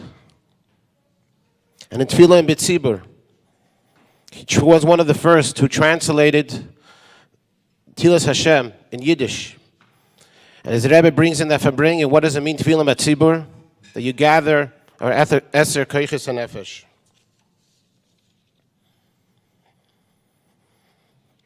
My Shver was dedicated to us.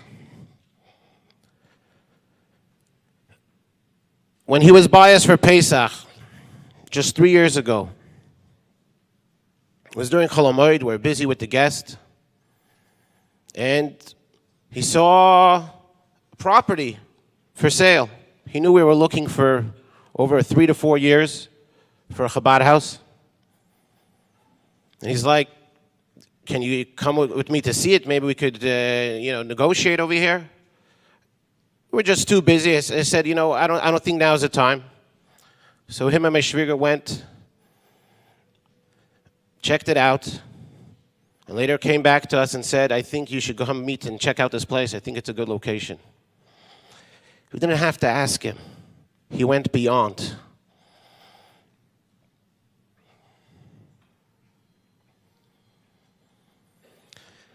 Last year, Hanukkah, he was sitting by our Shabbos table with our guests around the table. He says, I'm in Jamaica, you're in Jamaica. What are we going to take out of this? What good is going to come out of this? So I ask you tonight, we all gather here together to honor my Shver. What can we take out of this? What can we take to our heart? And Yada Inish Benavshay, we could be dedicated. Not just do things ad kan, but we go beyond the letter of the law. Lifnim Mishuras Hadin. Shver, Chaval Avdin, we will never forget. But Chaval Avdin, but we'll never be shtachen. We promise to keep your legacy alive forever. And we will not rest to bring Mashiach and to take all the teachings you taught us, to bring it to everybody. And as you just mentioned in the video, Mizal Tumalin, and we ask you the Tumalin Lamaila, so sein schön Trias Hamesim, Hikitzu Viranu Sheikh Neofer, Malkeinu Bereshenu, take it from Yad Mamish. Big Ashikoyach to the Schwager. Thank you, Rabbi Yankel Raskin, Shlich in Montego Bay, Jamaica, for sharing and continuing the Paulas, all the Paulas that are in the Chabadas, as it says, is an honor of my father. There's many Paulas that are happening, and I wanted to share some. There's Mitzvah Shem in the Yeshiva Mechina. Talmidim are going to continue doing the Mitzvah. We're starting the Mitzvah for the younger division as well to do a Gemara Bal Peh. For Talmidim of Kita Ches. Previously it was only for the Masifta Talmidim, but also in the younger age to learn the whole Masechta Bal Peh, as that's going to be something that will be continuing as the legacy. For all those that would like to be Mishtatif, you could be Mishtatif in any way, shape, or form that you would like to, but Guf B'Nefesh of a Mammon. It should be Tzedakah, and it could be part of this Keren in honor of my father, that he always loved that Talmidim should learn the Masechta Bal Peh. You've seen pictures, you'll see videos, and in the booklet as well, you see many times that the Talmidim came to Rabbi Yisrael Friedman, Alav Shalom, or Lebadl Rabbi Gabriel Zinner, or any other Rabbanim that were around to learn the whole Masechta, learn Gemara Ksubas Bal Peh, Gittin Bal Peh, Shabbos Bal Peh, Baba Kama, Baba Basra, whichever one it was, to learn the whole Masechta Bal Peh. And Talmidim told me, and they've shared a lot of stories, how many times they couldn't sit during a shir, but to learn Gemara Bal Peh, they wanted to make sure that they learned that Gemara Bal Peh. A couple of months ago, Zeicha, just in Kislev, also in this room, we celebrated the bar mitzvah of my son, and my father, Olav Shalom, was Zeicha to be mishtatif and be here, and as an honor, as a tshuda for that evening, we have a beautiful website that went up. Many of you are watching online through the website. There's a website that went up that's called RabbiWilhelm.com. On RabbiWilhelm.com, there's over 60 or 70 Sfarim and Kundreisim that were prepared by my father, Hareini Kaparas Mishkave, throughout his lifetime. Every occasion, every time, every simcha for Talmidim, and every year was something new that came out. It could be Shailas L'Chazara and Tanya. It could be the Maimarim of the Rebbe in Yiddish. You have over there Kuntra Sumayin with Shailas L'Chazara. And you have over there sometimes in Yonam for opinion Haben or for a Chasana, Drushe Chasana or for a Bar Mitzvah. Whatever it was, there's always things to be able to be checked up, and that's all prepared over there. As well as Nigunim, prepared Nigunim and in Yiddish that he loved, as we'll hear soon. And continuous, all different things that he prepared that was seen by my father. He loved it very much. That was on the RabbiWilhelm.com. In the past couple of months, I must give a big yashikoyach for my uncles, besides also the children, but many of the uncles that actually came and helped my father in and out, coming around on behalf of the Sperlin Mishpacha. Many of them that actually came and convinced my father. Sometimes it was a hard day, it was a difficult day. I said, come. They would say, Tati, come, we're going to 770, come, it's a nice day outside. And it took a lot of yigiyah, and I've seen a lot of times. And myself, I tell you myself, I couldn't get him to move out or to go here. I would say, Tala, let's go for a walk. And sometimes to me, as a kid, he would be able to push and say, but together of many of the uncles that prepared and pushed and just convinced them to come out, and sometimes it took a lot of energy. They took off work. And on behalf of all of them, a big yashikoyach, a very big yashikoyach, especially for Dovi and Hanan, for preparing, continuing to come, and amongst Beryl and Ari and Hanina, and to, just to mention everybody that was just continuously to come amongst his brothers as well. But amongst them, I would like to ask Rabbi Eunuch to share some words and to speak about my father and Mozol Nema from Ba'achayit and Alibe for tonight's evening. Rabbi Eunuch, please.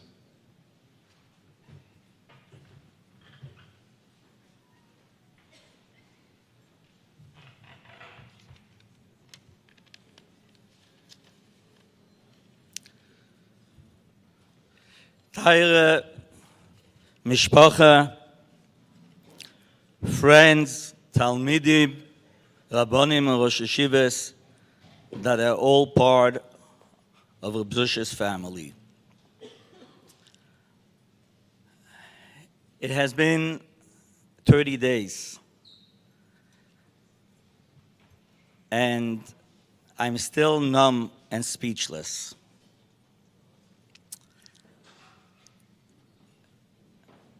The Gemara says that there are certain things that we live in a world of a Metzias, that there are so many things in this world that do exist. Then the Gemara says that there are certain things that don't really exist, but people dream about them. Sacholem, have you heard the expression, it's a dream? A dream means it's not reality. It's a wish. We wish that it existed. Then the Gemara says that there are certain things that even in a cholem doesn't exist. To stand here today and to talk about my shvager Zushe is something that even in a cholem I would never, ever dream. It wouldn't be oile ala das bichlal on such a thing. So, just like everyone else over here, this is very difficult. And I would like to share a few words of the way I think what Zushe's life was about.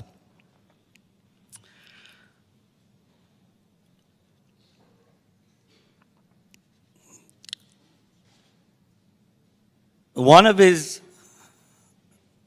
life work that he put in his neshama, as mentioned before, was the Yesh Litmoya and Yesh Liyashev. He started in a yeshiva, and then it expanded, and then it became extremely popular. He used to give questions to the Talmidim, and the Talmidim had a week to find the answers. But b'derech klal, the questions were very yedias klalis. It were such questions that people didn't think about it. But once they heard the question, they said, "Azah eisen akasha, how come I never thought about it?" And it really bothered them, and people were searching for the answers. And this became one of his most beautiful works, that an accomplishment in this world. Rabbi say, the Yesh Litmoya, Zushe left us. But the Yesh Liyashev, the answer he took with him. David HaMelech says in Tehillim, Lahagid baboiker chazdecha ve'munascha baleilos. In the morning, we're going to say your praise. And at night, we're going to express our deep emunah. What does David HaMelech say? David HaMelech, that this is really the pashte pshat, nishkin tife pshetel.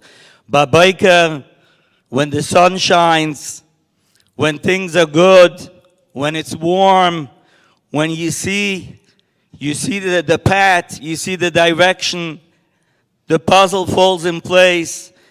Then is lahagid baboiker chazdecha. We tell Hashem, thank you. That's beautiful for everything you do for me.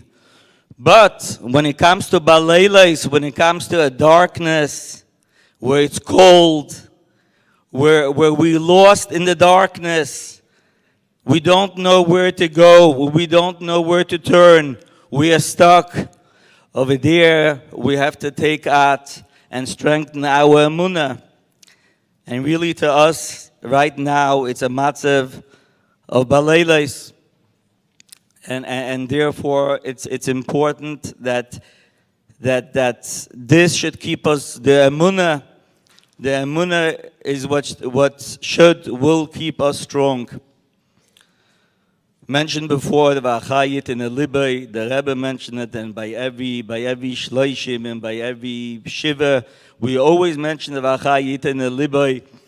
So I would like to share with you what I think what Zushe represented, and what the message should be. Just to mention a story, since it doesn't come from a Jewish source, but I'm all coming bringing a Maisa with that has meaning. In 2000, I believe it was 2003, 2004, was the invasion. America invaded Iraq, and there was fierce battles. And there was a battle of Fallujah. Whoever remembers Fallujah, there was a very, very fierce battle. And it was the first soldier, American soldier, that fell over there, or maybe generally, I don't remember, the first, one of the first. And when they brought him back to the States, and they made a big funeral, and all the generals and all the politicians came and they spoke how this person was a hero. He died for his country and how he died. Afterwards, the wife got up and she said, and I will tell you a little bit different. I'm so proud of him, of my husband, not the way he died, but really the way he lived. Zushe is a person that every day of his life, people were proud of him and he was proud of people. Zushe has affected so many lives in such a special way, as heard before. Zushe took younger light that were never in a yeshiva. They were never in a yeshiva. They never experienced Torah. And he made them for Rabbanim, he made them. Feedback that we heard from the family, that they didn't, my husband, they said, didn't just come home with a certificate. Came back another person. Our entire family has changed for what Zushe did. You heard what all the Talmidim said about Zushe. Usually, a principal is a principal and a child, they're on two different sides. But when Zushe called in a kid to his office, he told them, listen, don't tell anyone, but I'm on your side. I'm not on the principal side. So let's try to figure this out to make the principal happy. Almost every Rosh Hashanah, Zushe used to mention this beautiful word of Avinu Malkeinu, Avinu Ata. And he said, what does it mean? Avinu, your father, Malkeinu, our king, Avinu Ata, Vasidas. So he said a story in a yishuv, in a derful, where there was a father that was a teacher, a melamed and cheder, and he was a strenge melamed. He used to be very tough. And it happens to be that his kid was in his class. And the kid came home at night crying to his father. And he says, Tati, could you do me a favor? Could you go to my teacher and talk to him to be a little bit easy on me, to be nice to me? This is what Zushe did. Zushe was the principal, and he took the boys and he told them, I'm on your side. Let's make it happen. But really, I think that the greatest thing what Zushe did, that Zushe was able to unlock, to tell everyone to unlock their own potential. There are many Talmidei Chachamim, there are Rabbanim, they live in Olam HaTorah, they live in Atzilas, they live, and from time to time they bridge themselves to this world. Zushe did not live in Olam HaTorah, did not live in Olam HaChasidus, he didn't live, he lived in Olam Hazeh HaTachton. What did he do? He took this world the way it is, and he made it a world of Torah. He made it a world of Hasidus. He made it a world of Yerushalayim. This is what he did. And I think that quality of being able to connect and to transmit the message to so many people with such clarity that he was able to take aktsas and explain it to ladies and to children in such a simple, clear way. That was his specialty, to connect. He was able to connect even to everyone. A personal story, probably 15, 20 years ago, we traveled to the country, and his car was full of the tapes, the Torah tapes. Whoever remembers, there was Zushe used to go to Borough Park every week, used to pick up tapes from shiurim and droshes, and he used to listen. He listened a lot. And going to the country, he was always playing. As we passed the George Washington Bridge, the Eibishter helped, and the car broke down. So there was a police right over there. They called the tow truck. After 10 minutes, shows up. We hear a screech of a tow truck. Comes out a guy as big as Goliath, with tattoos, you had to see.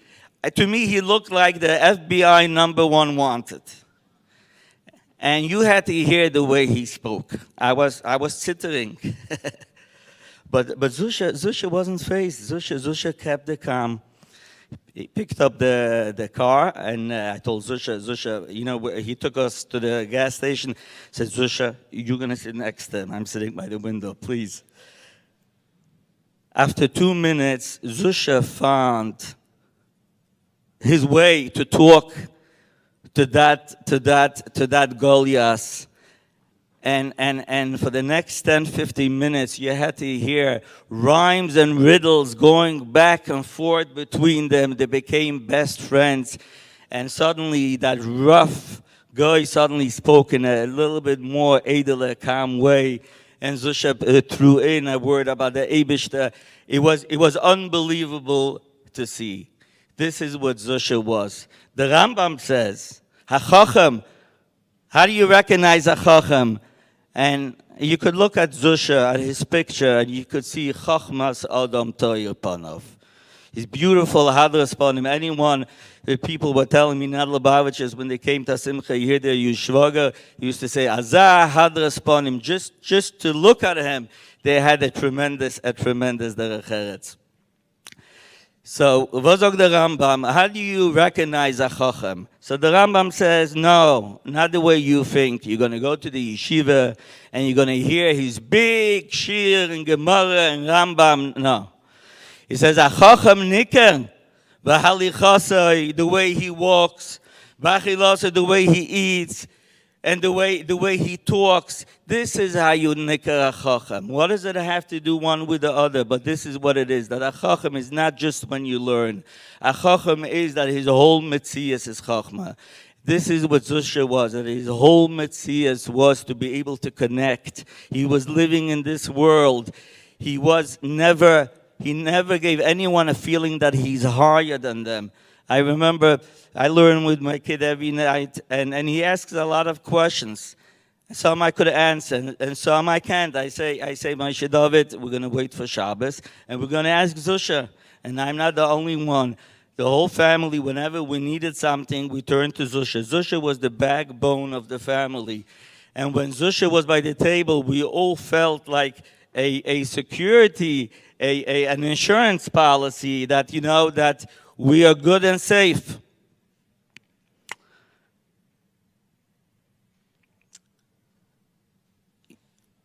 The two hardest day by people that sit Shiva, I mean, we would think so. I mean, you could never know what is the hardest day. Would be probably the first day, the day of the Ptirin, the Kvura, and when you start sitting Shiva, and the last day. That would be the hardest days.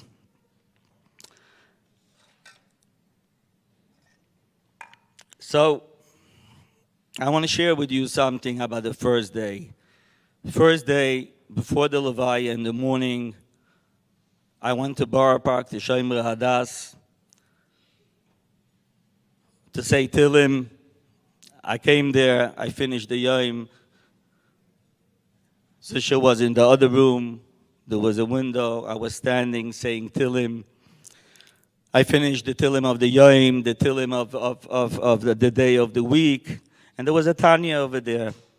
So I opened the Tanya. It was Dalet Shvat.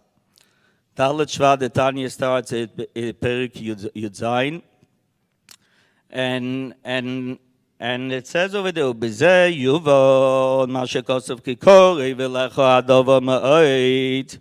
The Alter Rebbe explains that Yom, kikorei v'lecha adova ma'oid. What does it mean? Don't think that Torah, or to be good, you have to climb Bashamayim. or you have to go ma'oretz l'tochas. You don't have to travel. It's right here within you. This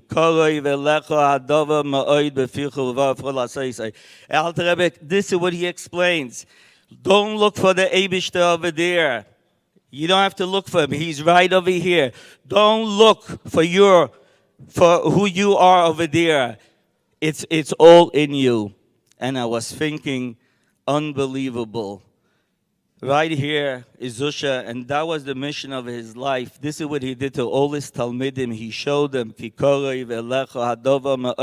how easy it is, and he helped them to become the Chassidim, the Yerushalayim, the Shluchim, whoever they are, wherever they are. This is how he helped them. Unbelievable. But there was something else that gave me really the shivers. I never pay attention to these things, but somehow my eyes caught it. Perek Yud Zayin, and it says, you look in Tanya, it says the Pokim, Yud Aleph, Yud Beis, every Perek, and it starts over there, Ubezeh, Yuvon. So the first three letters, Yud, Zayin, Ubezeh, the Vav, Vav, Yud, Zayin, Vav, Yeshaya, Zushe, Wilhelm.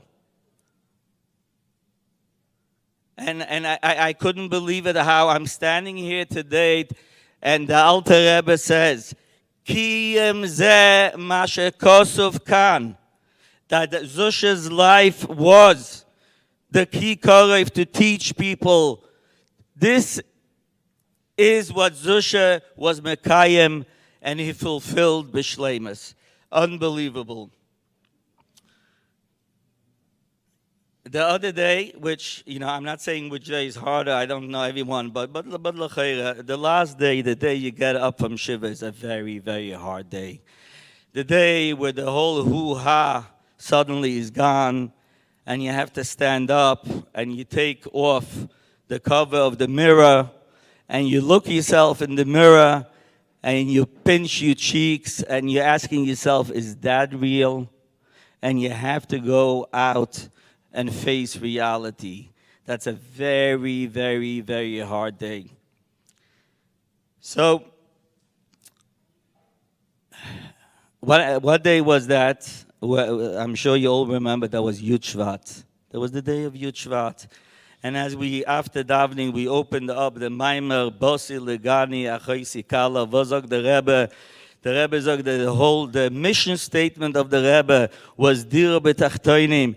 He said, not about the Elokus over there. Take the way Rabbi Yoel explains it from all the Maimorim of the Rebbe. That what was the kav of the Rebbe of Deir HaShvi? Take the Tachtoinim and make the Tachtoin itself a Dova Shel Kedusha, a Dira in there. This is what Zushe did.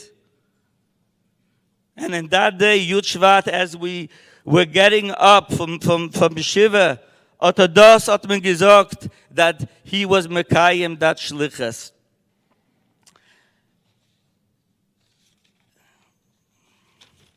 I'll bring a pasuk that's related or connected a pasuk. Yirmiyahu Hanavi says by the Chum. We have our own Chum over here. So there's a pasuk by Yirmiyahu Hanavi said when the Chum happened, and he was crying. He was giving the Yidden and the Nevuah, he was giving them the Chama. And there's a pasuk, I don't know why that pasuk came to my mind, but the pasuk says like this. It says, Olo hamoves b'chaloineinu bo ba'amoineseinu. The death climbed up through the window and came and penetrated our palaces. Rabbi say, for over 30 years, anyone that was on Balfour Place and walked by 25 Balfour Place, if it was a Shabbos, a Yontev, a Matzah Shabbos, in the middle of the week, what was the sound that he heard from those windows? He heard a sound of Simcha, a sound of Farbrengen, a sound of Shiurim of Torah, a beautiful Shabbos and Yontev, and Yontev, the Divrei Torah, if you remember, Zushe with his powerful voice used to say, Advar Torah, mod gehert auf dem Gas, the street, the windows gave away what's happening inside. The Bechaloinenu.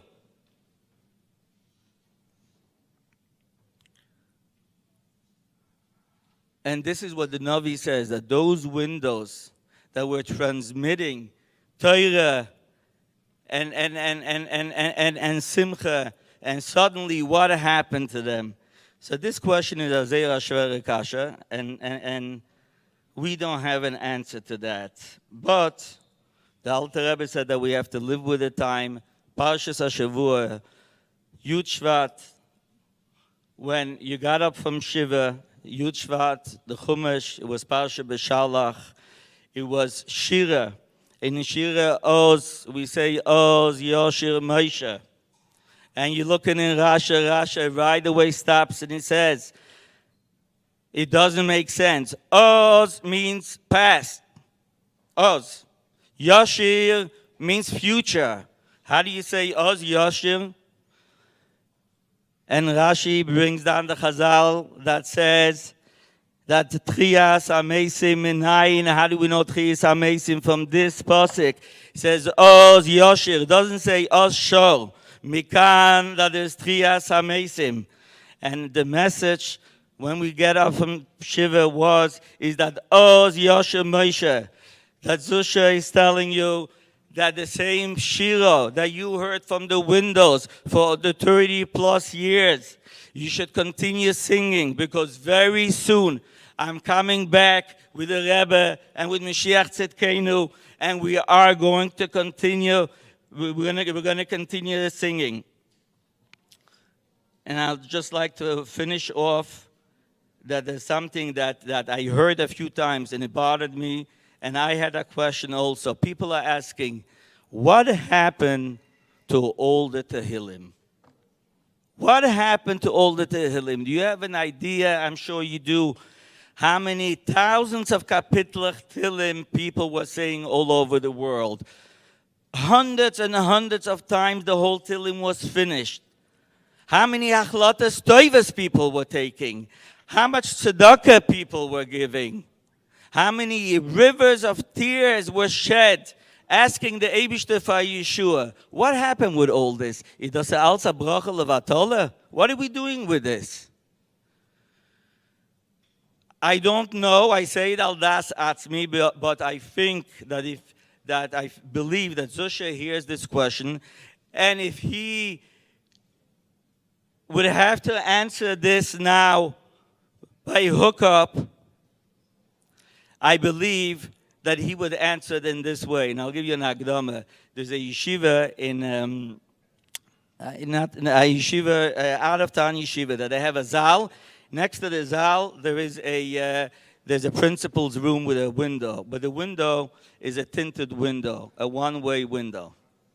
A one-way window. The Talmidim sits and they don't know. Is the principal there? Is he not there? Is he looking? Does he know that I did learn? I didn't. They don't know. Rabbi, I think that Zushe would say there is a cloud between here and there. And he would say, Kinderlach, I'm telling you, being up there, I could promise you that every capital Tillim that you said has helped me, has moved mountains, personally helped me in L'Shayr. It changed the world, it made the world a better place. Continue saying Tillim, but there's only one difference. Up there, you see the real picture, you see what Tillim is. But you can't say it, you can't do anything over there. Down here, we don't see the emes, the effect. But this is where we could do everything to bring Mashiach. And Zushe would say that Kinderlach, that ma hu b'chayim, avzaroi b'chayim, if you want to keep me alive, then please continue. Zaroi, the Chazal says, Zaroi means children, it means also the Pa'ulas, the Maisim Tevim. Continue my legacy, my Pa'ulas, and my maisim tevim in a way of beficha v'lvavcha l'asosai. Zushe, we love you and we miss you very, very much. Achi, achi, tzarli alecha.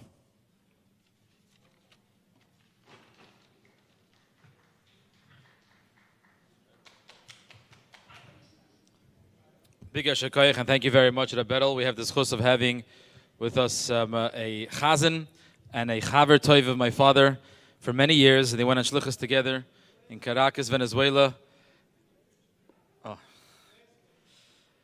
A classmate for many years. We're going to ask Rabbi Zalman Baumgarten, Chazan Zalman Baumgarten, please come up and share with us some nigunim. And actually, it's a nigun, some nigunim. When I was young, myself and my brothers, we had this chus of having Rabbi Tifernbrun, and he started teaching us Yiddish and nigunim. And from then, it was a very big geschmack that every single Shabbos Su'udah, there was a nigunim in Yiddish. I'm going to ask him to please sing the nigun that my father loved very much. And please join with the Chazan. Yesha Koyach.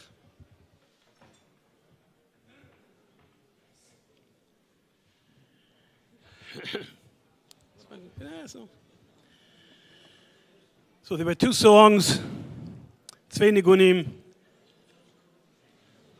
which Reb Zushe liked very much. One of them is from his kapitel, Samar Gimel, Tzomah L'cho Nafshi. Please sing along, help me. Tzomah L'cho Nafshi, Koma L'cho Besori, Be'eretz Tzio Ve'yoyev B'liyim Oyim. Amamamamai, amamamamai, amamamamai, amamamai. Amamamamai, ay, ay, ay, ay, ay, ay, elarai, elarai, amamamai. Kein ba koidesh chazi sichol lirois uzecho uchevoidecho. Kein ba koidesh chazi sichol lirois uzecho chevoidecho. Kein ba koidesh chazi sicho lirois uzecho uchevoidecho. Amamamamai, amamamamai,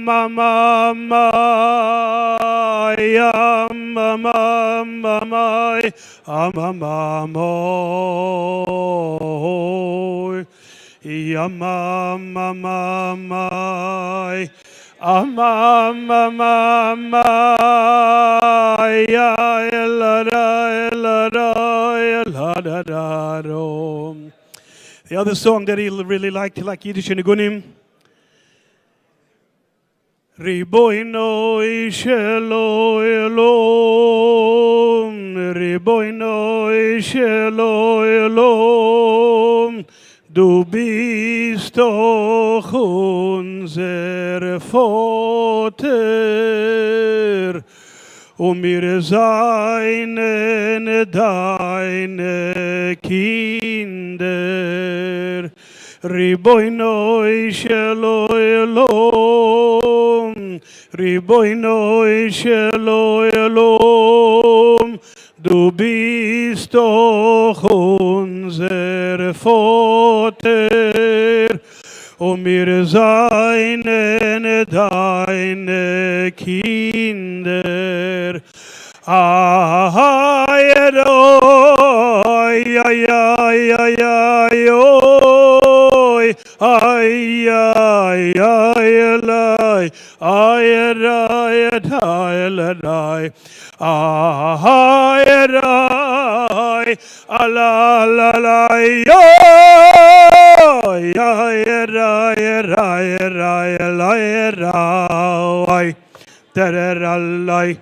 Tararam, tararam, tararalai, ayarayarai, la la la la la la la la, tarararai, tararam bum, taralambai, tararam, tararam, tararalai, ayarayarai, la la la la la la la la, tarararai, tararayarai, la la la yo, yalla, yalla, ayarayarai.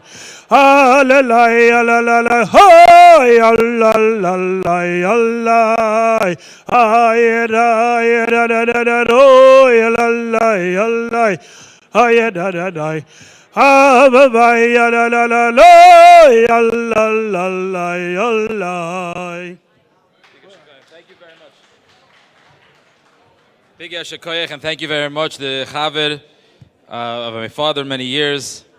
And the continuous, you did nefesh for many years. Yeshikoyach Gadol. We have a little surprise for all those that stay at the end. There's going to be something else given out. But that you'll hear from my brother Levi, so you'll find out shortly. I have the zchus, I'm calling up my brother, my older brother, Berle, to please share with us in honor of tonight's Shloshim, followed by my brother Levi in honor of tonight's Shloshim. Berle.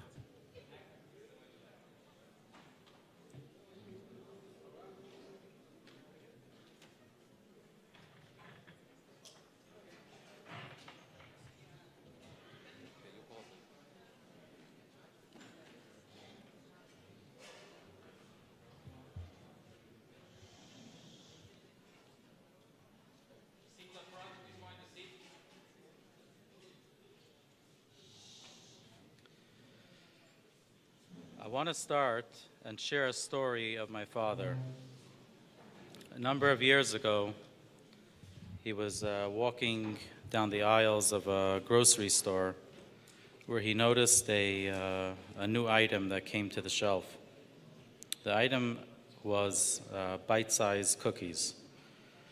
An idea came to his head: why not make bite-sized sichos of the Rebbe? He didn't stop with there. He called Rabbi Man from Arach Hasidus, who he was very close with the different pa'ulas that he did. And later on came out the light points, which are a beautiful work of art that are small sichos of the Rabbi.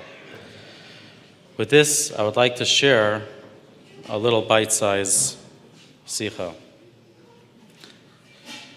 This week, Parshas Truma, the pasuk says, "Daber al bnei Yisrael v'yikoli Truma." Build a Mishkan, and the Bnei Yisrael gave donations towards the construction of the building. According to one of the opinions, the Zayar, it says that this came right after Matan Torah. That Hashem commanded the Yidden to build a Mishkan. The Yidden at this time were at a very high spiritual state, coming right from Har Sinai. Yet at that very time, Hashem told the Yidden to build a Mishkan, to demonstrate the use of the mundane possessions to create a home for Hashem is what us men's highest calling is. This teaches us that only by wholly dedicating the material aspects of our lives to the goal of creating a home for Hashem can we ensure that we will remain anchored in our righteousness. This was something my father lived for. Whether it was on Shlichus in Panama, Rosh Hashiva in Olatera, teaching smicha, giving shiurim, eitzis, and hashkafa. He was a truma, a contribution to the world. I was reminded about a story that took place a short 2 years ago at my father's 60th birthday. Everyone was taking turns, thanking him, praising him, and describing all the ways he was special, a mentor to us all. When everyone was finished, he calmly got up and said, "You don't accomplish all this overnight. It comes after a lot of hard work, many small moments piled together, and a lot of patience and efforts. And this can be translated into all aspects of our lives: raising children, relationships, community, and of course, shluchos."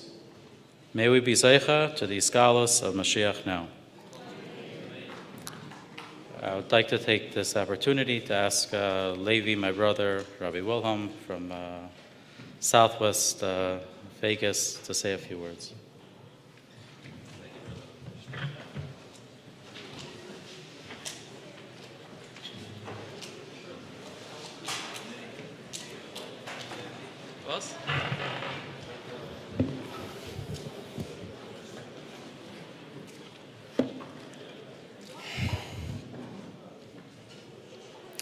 Many of you know the different things we were speaking about of my father, yeshiva, the Torah.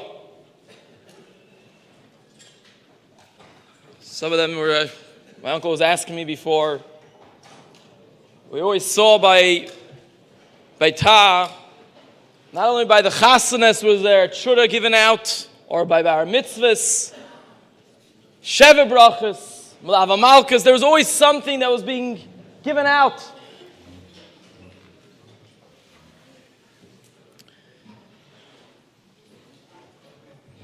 So we have today, besides for the Sefer going out right now, a reprint with a continuation of the Yiddish Siddur. I remember hearing from my father in yeshiva with the Gedank that we learn Torah, we learn through yeshiva, but I used to chazer that in the early years after the war, there were some rabbanim or some teachers that were saying, the bacher from yeshiva finishes learning, and not always does he continue opening up a sefer. What does something that he always opens up? He davens. But the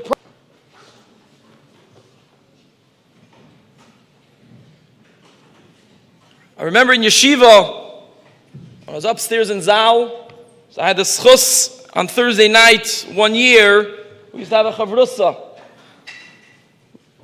Me and my father, after I finished Thursday night learning upstairs night say there, I used to walk home and we learned together Kuntras Avaida and Kuntras Atfila. The following year, I went out, I was in yeshiva on Shlichus in France, in Benoit.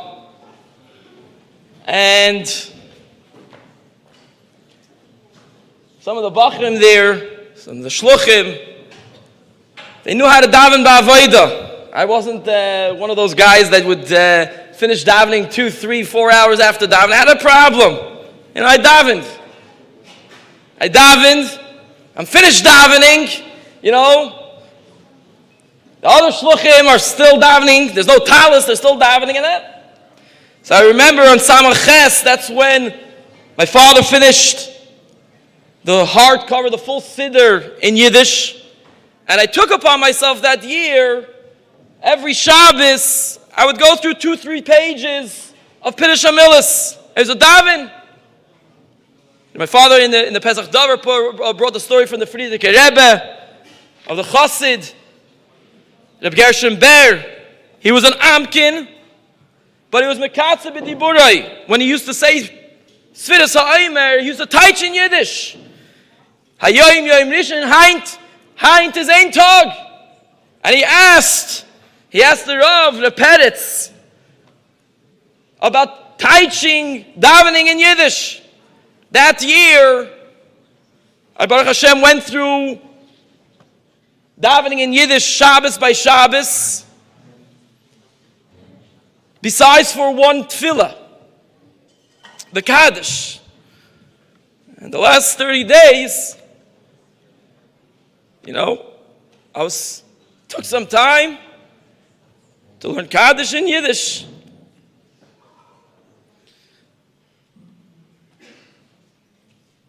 And I remember somebody sent right after Dalet Shvat, Yesh L'Tmoya, Yesh L'Tmoya, V'oid Yesh L'Tmoya.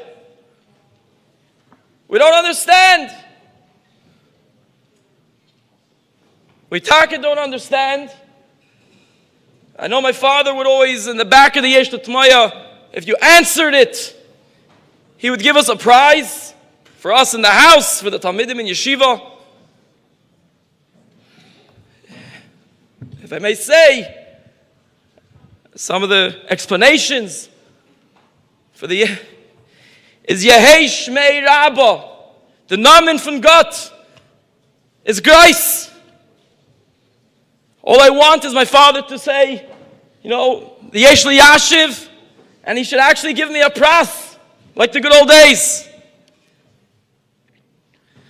I just want to finish off with a bracha for my mother, Lange Gesunte Yarin, and for Baba. I used to walk home sometimes with Tati from yeshiva, from a sifta, or when I was there on shlichus for the year after. And we learned kivud avaim. Tati stopping off my Bubby always. So we just want a bracha for Mami and for Bubby for only good things. We're going to be giving out, please, right after, there's a new siddur in Yiddish for everybody to learn a paragraph, a page, and the ikr is that our tefillah should be niskabel, and we should have the real Yesh Li Yashiv with Tati back here, Bekariv Mamish.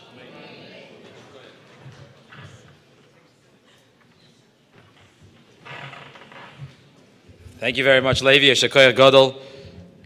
And Baruch Hashem, throughout a couple of weeks, the Zichra in Yeshai Zushe, that the Sfarim that went out, a big Shekoyach many that made it happen, the Siddur in Yiddish, there's all a big thank you to my brother Mendy, that he decided that he's making it happen. And the Hooker by Crook, he made it. He got it here yesterday. It was printed. And thank you for Moishele. Baruch Hashem, by putting up many of my father's work to be able to be digitized. And now I can't say even most of it, but a lot of it is on RabbiWilhelm.com. I found lots and lots of work that still need to be scanned and to be able to be prepared. And you could take a look. Some of you online are going through right now on the RabbiWilhelm.com where you're seeing it live. As well as over there, there's his Torah, his Avodah, and Gemilas Chasadim, as there's a lot of Torah, the Yesh L'Tmoyas. His Avodah, as Levi just mentioned, is the Siddur, and there's Gemilas Chasadim, as there's a link to be able to support any of, some of my father's moistus and the children's moistus for tzedakah, including Mitzvah Torah that we mentioned earlier, Gemara Bifnim, and other of the moistus that the children are running, or different Chabad houses and shuls that we're running. I take this opportunity to please welcome the Mechutin, a Yedid Nefesh, and a Talmud that learned by my father last year in the Smicha, a close friend of my father that always enjoyed being in touch with him. We would like to call up Harav Mendel Schneerson, please, to share with us and speak in honor, special, and connect us v'achayit in aliboy, in yana de yoyma, things that we could take and learn from this big Shekoyach, followed by a Talmud that learned by my father. Will be right after this. Thank you so much. The Farbrengen will be taking place afterwards. Rabbi Mendel Schneerson, please.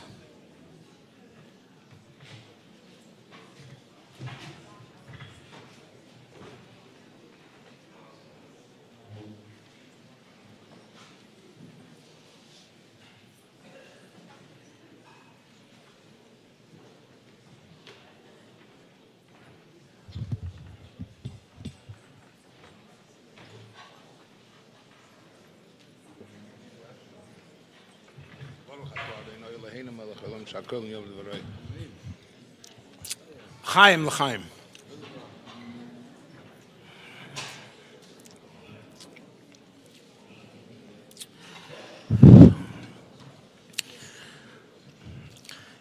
Chabad in Lubavitch, the minig is that we don't make hespedim. And of course, not such long hespedim. Aber chayev odam lo yimar b'lshein Rabbi. In 1958, the Rebbe spoke after the Maimer of Tiku B'Chede Shefer. The Rebbe spoke among unfortunate incidents that need tikkun, that need tshuva. In the week before Rosh Hashanah, there's one unfortunate incident that happened. There was an unassuming Talmud Chochem, a Chassid of the Rebbe Rashab, Chassid of the Rebbe Rayatz, and a friend, a personal friend of the Rebbe and the Rebbetzin, Rebbe Alexander, Reb Chaim Avram Alexander Sender Yitzchok Reinen, whom after his wife passed away, the Rebbe invited him to live in his house, and he lived in his house for several months. So these words are not necessarily a hesped, although it's not our minig. Nevertheless, the Rebbe spoke b'loshen Chazal. The Gemara says that Talmud Chacham sheli nispid lahaloch kehalocha. The Rebbe spoke that way with a lot of grief and a lot of pain. Harav Bron, the Mother de Asra, spoke before, and he said that in order to speak achrei mitosei from a person that had so many accomplishments and so many good deeds, would take a whole night and a whole week and a whole month, and it would be never ending. Poskim write that you're allowed to exaggerate achrei mitosei shel nifter, because there are so many good deeds and masim tovim that he did. So by the exaggeration, you're balancing out the things that you didn't know about him and you didn't mention. To be metzamtzem, to minimize a person's legacy, his deeds and accomplishments, is absolutely forbidden. So I asked Zushe, soll mir meichel sein, that my minimal amount of words will not be shortcoming and be maspedim kalocha. Talk a little bit about Zushe. I know Zushe for close to 60 years. We went together to yeshiva in 1267 Eastern Parkway in Olateira. He also lived on Park Place. And my Zayda had a shul on 226 New York Avenue, where his father, Rabbi Avram David, Rav Rabbi Avram David Olav Shalom, used to daven. And he used to bring his children along with him. So I go very far back with Zushe. One of my visits to Zushe's house, I don't remember if I heard the story from Zushe or I heard it from Nachman or one of his brothers. They told the story of a Litvisher ben Torah, a Misnagdisher Oilamisher ben Torah, that had gekocht in the Alter Rebbe Shulchan Aruch, the way they call it Shulchan Aruch Harav. He was flabbergasted how you learn Kuntres Achron and you learn the Pnim from the Alter Rebbe Shulchan Aruch. If you know what you're doing, if you learn the Mishnah and Gemara and all the Rishonim, you see how the Alter Rebbe in a word hints to all of these Rishonim and Achreinim and encompasses Kol HaTorah Kula. So he says, even though he thinks to himself, I'm a misnagid, I'm curious to know what his chassidus looks like. If he's that way in Shulchan Aruch, let me see what his chassidus looks like. He learned Tanya, he finished Tanya, and he started learning Likutei Torah, and he finished the whole Likutei Torah, and then he was asked by some of his friends, why are you learning Chassidus? He says, I started learning Shulchan Aruch Harav, then I started to learn his Chassidus, and the main point that the Alter Rebbe always comes back to in Tanya and in Likutei Torah is Limud HaTorah. Azar Rebbe, he said, I could tolerate. Azar Rebbe can ich haben. Zushe was called Kulei Torah. Even when his Einiklach, his children, his Einiklach visited, or anybody else visited, it was always a Wort. It was always a Chiddush Torah. Others is given a Nayer Sefer gedruckt. That is what all was spoken about. Story is told about a Rav, I think his name was Rav Abramson, that I think when he turned 70 or a retirable age, he told the Rebbe at Yechidus that he, or in a letter, I'm not sure, that he wants to retire. And the Rebbe says, retire? I set myself up work now for 20 years in the future. There's no such thing as retiring. Zushe, after he finished his career as a mechanech in all the Torah, he could have retired. He could have sat in the house. He could have learned Torah like he loved, and gucken Svarim, and schreiben Svarim, and comments on Svarim, but he didn't do that. What did he do? He took him upon himself a masima, a project, where he brought Torah to doctors, lawyers, accountants, to people that weren't shayches to it before. And that project is snowballing now into hundreds of applicants that it is difficult to find placement for them. Like I said, he could have retired. No. What did he want? Had gewollt mefid sein Torah, lagdilo lahadira. That was his magmas nafshay. That's all he wanted. Had gewollt Torah. Even kol kulei Torah. The Mishnah in Pesachim says, Rabbi Shimon ben Gamliel omer le'elam yaseh adam esatzmei Talmud Chacham. Zushe was Mekayim that Mishnah to the T. Zushe had great milas. Another one of his milas was he was Mekabel Kol Adam Besever Ponim Yofis. I have children, Baruch Hashem, Zon Zayin Gesund, who learned by him. If there was a problem with the placement, Akita, he was Baruch Varishona to help. He went over and beyond what any other menahel would do to make a parent happy.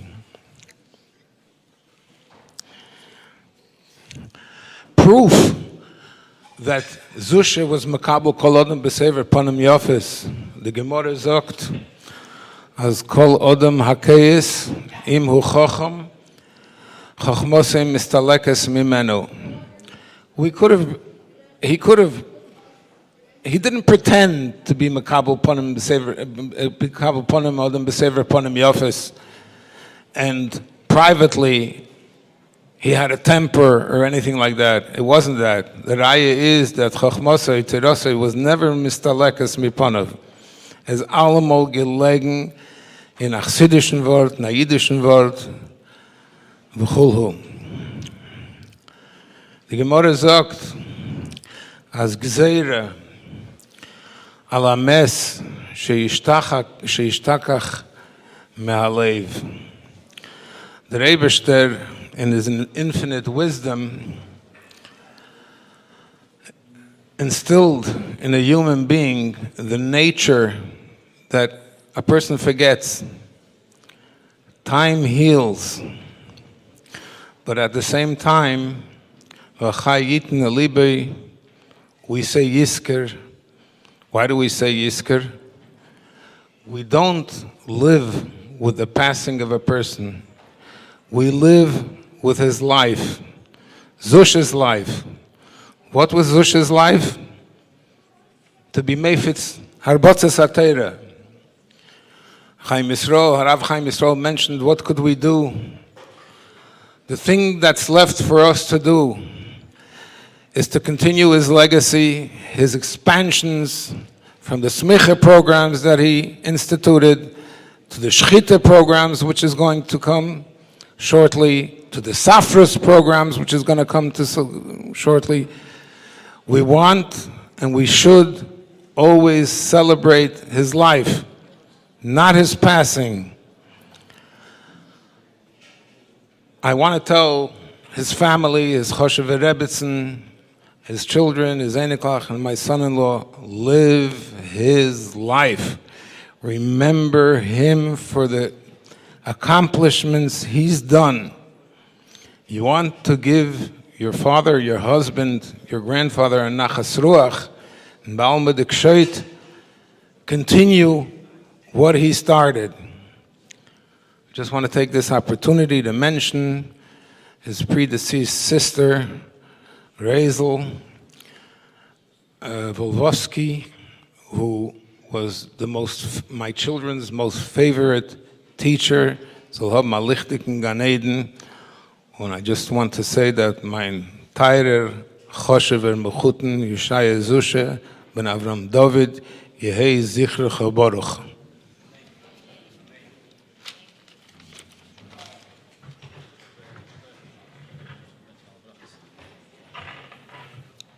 As we close the program, we're going to ask one last speaker, a Talmud of my father for many years. We're going to ask a Talmud to share with us of his experience as being a Talmud throughout the yeshiva years. And we'd like to ask Rabbi Yisrael Klapman to please come and tell us about his relationship and how we could learn from my father and give us a little inspiration. Followed by the Fabrengen. The Bachrim are waiting to start the Fabrengen on the right side of the hall.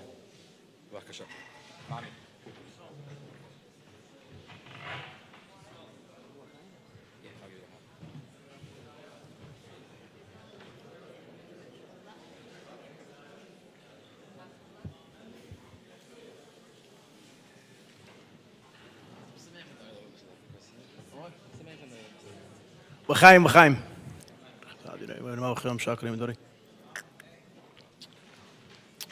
Good evening, good evening. A belated Guten Chodesh. There was a conference that was held over a couple of days, and a guy's waiting for his turn to speak at the last day of the conference. By the time he gets up to speak, there's one guy left sitting in the audience. So he gets up to speak. He thanks the person in the audience for staying to hear him speak. And the guy shouts, "I'm speaking after you." So, shkoyach everybody for staying late on a Thursday evening to hear about my dear principal and mechanech, Rabbi Wilhelm. First of all, I want to give a shkoyach to my very dear friend, Levi Wilhelm, a chashuv shliach in Las Vegas, for asking me to speak at this chashuv event. It's very intimidating when you're preceded by Moshe Ketlarsky of Merkis and Simon Jacobson of A Meaningful Life and the Mendel Schneerson himself. I mean, it's very intimidating. They should have asked me to speak first. But when you get a microphone, you take it, you know. There were thousands of Talmidim with an apostrophe S that went through the Olitera Masifta, and now in the later years of Rabbi Zushe, there was a new generation of Talmidim, some of them 50, 60, 70 years old. But I think when everybody thinks of Rabbi Zushe, I mean, that video is actually very interesting because you see somebody that grew up from the best Talmidim in Lubavitch, who then went and got married and went on shlichus to some crazy far-out country before it was so popular today. And then came back because of a civil war. I have to look it up on Google what happened. I didn't know about this. He came back, and then he raised thousands of Talmidim that today are around the world, Shluchim and Abanim and businessmen and a whole generation of Lavich. And now, new generation of his Svarim and his Shiurim and his Smicha programs and Halacha stuff and things that they're still launching. But I still believe that the relationship that I had to Rabbi Wilhelm is really what encompassed the majority of his working career, which was he was the principal of the high school of Olitera, which is a very prestigious Chashiva high school. So I want to touch on something that I didn't hear the last 3 hours. I think I have to go on and to give a little bit of an explanation of what it was like to be a Talmid in Ola Torah Mesivta. So first of all, I'm going to go back that my father and mother are very close friends with Rabbi Wilhelm, and to a very long and healthy life with Rebbetzin Wilhelm. I felt very privileged that, so my father, whenever we walked in the street and we passed by Rabbi Wilhelm, my father would stop and talk to him. So that was, so by the time it came to going into high school, to going into Mesivta, I felt like I already had a shtuckle connection. So Rabbi Wilhelm came to 8th grade to test all the Bachrim that were getting into this Harvard University of Mesivtas, Alei Torah. He came every year, I guess every year, when we were in 8th grade, he came down to Yeshiva, and you had 5 blot Gemara that officially those were going to be the blot, like Rabbi Lustig, but here you're going into Mesivta, we were all sweating buckets. So I remember him coming to Yeshiva, and he asks each Bacher to say a few lines, and say Rashi, say a little Tosfos. It was very intimidating, but he seemed to be very easygoing. He wasn't looking like other people, no names, that came to test and sent home a card in the mail a week later, you have to meet, He did it in a very bakavadik and nice way. Everybody felt very good. And then he asked some shilas also, not only what you had to say. I remember he asked some shilas.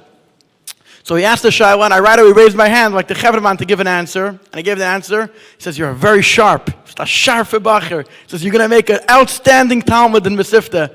I was on clouds for a few days. I was walking on clouds for a few days. I'll never forget that story. And then at the end of the year, they gave out a 100-page booklet, Yedias Klolius. This is like, I don't know, I have no idea how it works in other yeshivas, but you're 13, 14 years old, but 100 pages. I looked at it and I was like, wow, this is really scary stuff. So it's chatoy ani masker, but I'm not embarrassed. A guy whispers in my ear that my brother's a genius. He was in Mesivta years ago. He has all 100 pages with all the answers. So I went to his house that night. I ran to YNB with the Gneva. I made photocopies of a whole entire booklet. And then every night for an hour I sat down, I read the question in my book, and I wrote the answer. I went to that guy's book, I wrote my answer. Anyways, it comes to the last few days of Alei Torah. He came, it was in the lunchroom upstairs, like 130 guys. He gives out the test with like 100 questions. It was no joke. It was a serious exam. I don't know if there's ever a bracha that wasn't accepted in Alei Torah Mesivta. I don't know. It could be. I don't know. Maybe they didn't pay tuition or something. But so I took the whole test, and I was driving through that test as fast as my pen could write. I got it, and it was very serious. It actually got marked, and it got sent home to your house, and stamped with Mesivta in a yellow envelope. No chiddush, I got a 97. I don't know. A few interesting stories. That was that. One of the years in Mesivta, in the first few days, I don't know exactly what happened. There was probably a nothing, but something came up. And we had some emergency, and we had to have a meeting with the principal. So my father told me, we're having the meeting in Rabbi Wilhelm's house. I'm 14, 15 years old. I don't know, that's what my father says, that's what you do. So first of all, the family was still in the country. The only one I think that was there was Levi, because he was the Talmud in the yeshiva. Mesivta starts like Chaf Av. It's like hot summer, August day. Everybody's in the country. Wake you up at 7 o'clock in the morning. It's Pashut, whatever. Anyways, so I remember I came and I see like 2 minutes. It was close for like 8:30 at night. I see the door open up and Levi runs out the door. I guess he didn't want anybody to be there. It would be embarrassing. Kids said the meeting. He resolved all the problems. I don't even know what they were, Baba Maises or whatever. It was all resolved on the spot. And he said, I'll see you tomorrow morning in Yeshiva. Everything is all good. My father just told me now a couple of days ago. He says, Shirley, why do you think 25 years ago, when we had Epis, he had an incident, why do you think we met? I never thought about it once. I don't think in the world of chinuch you meet in the principal's house. I think, you do it in the office. He says, he told me, imagine, it's embarrassing if a kid's parents have to come down to yeshiva. Imagine if it happens in the first week of yeshiva, the parents come in, they're all shushing in the hallways or whatever. He told my father the meeting could only be in my house because I don't want to chas v'shalom embarrass Roy. The sensitivity is ayam v'noida.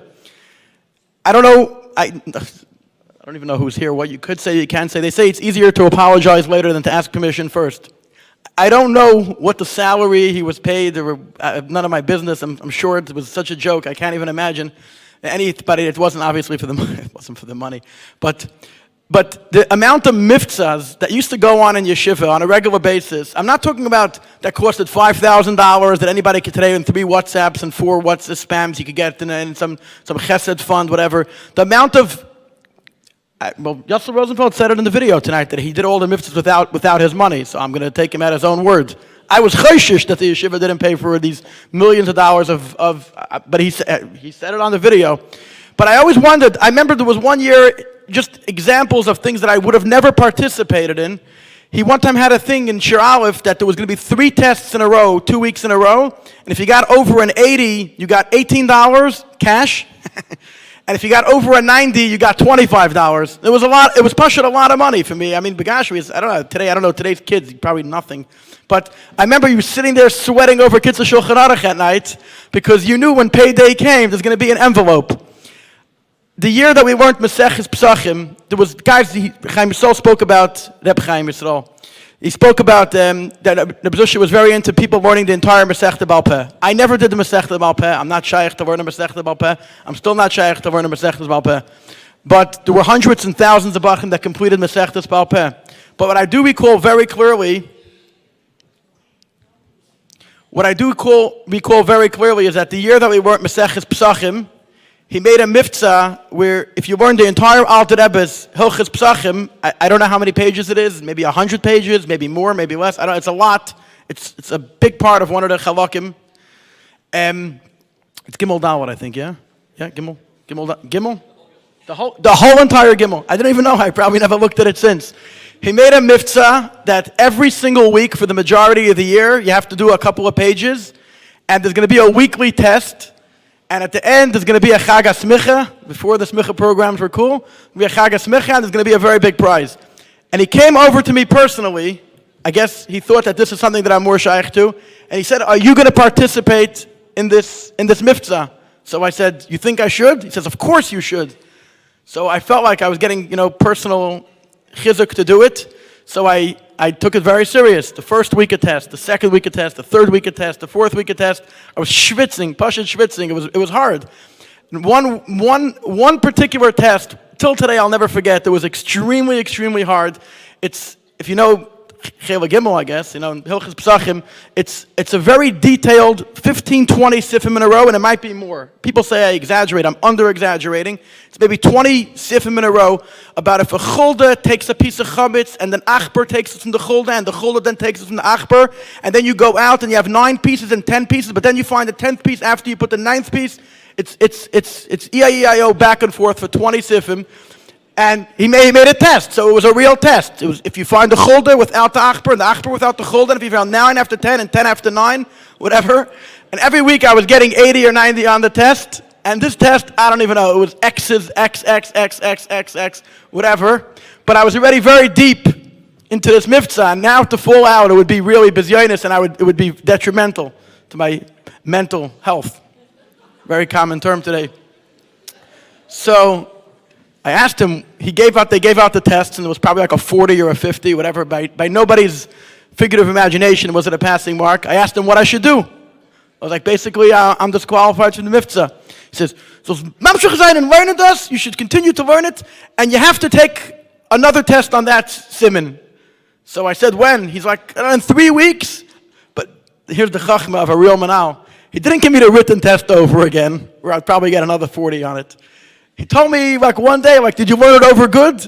I said, yeah. He says, okay, come to my office. He asked probably 5 or 6 of the easiest questions that if you know how to read Hebrew, and those sifim, you probably got it right. He says, the Ken says they are good. And that was the end of that. Then the rest of the tests I passed. And I remember then there was a big test at the end of the year. I remember Rabbi Shveit uns zu Lange he just became Rav, I don't know, a few months before, so it was considered very chashiv.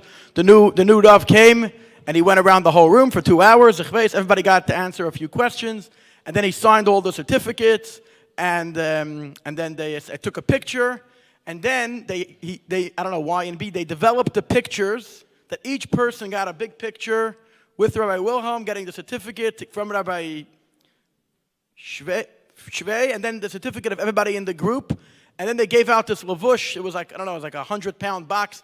The the pride that I had when I walked home with that box of Sfarim and that certificate, it's Ein L'Shayr. Ein L'Shayr.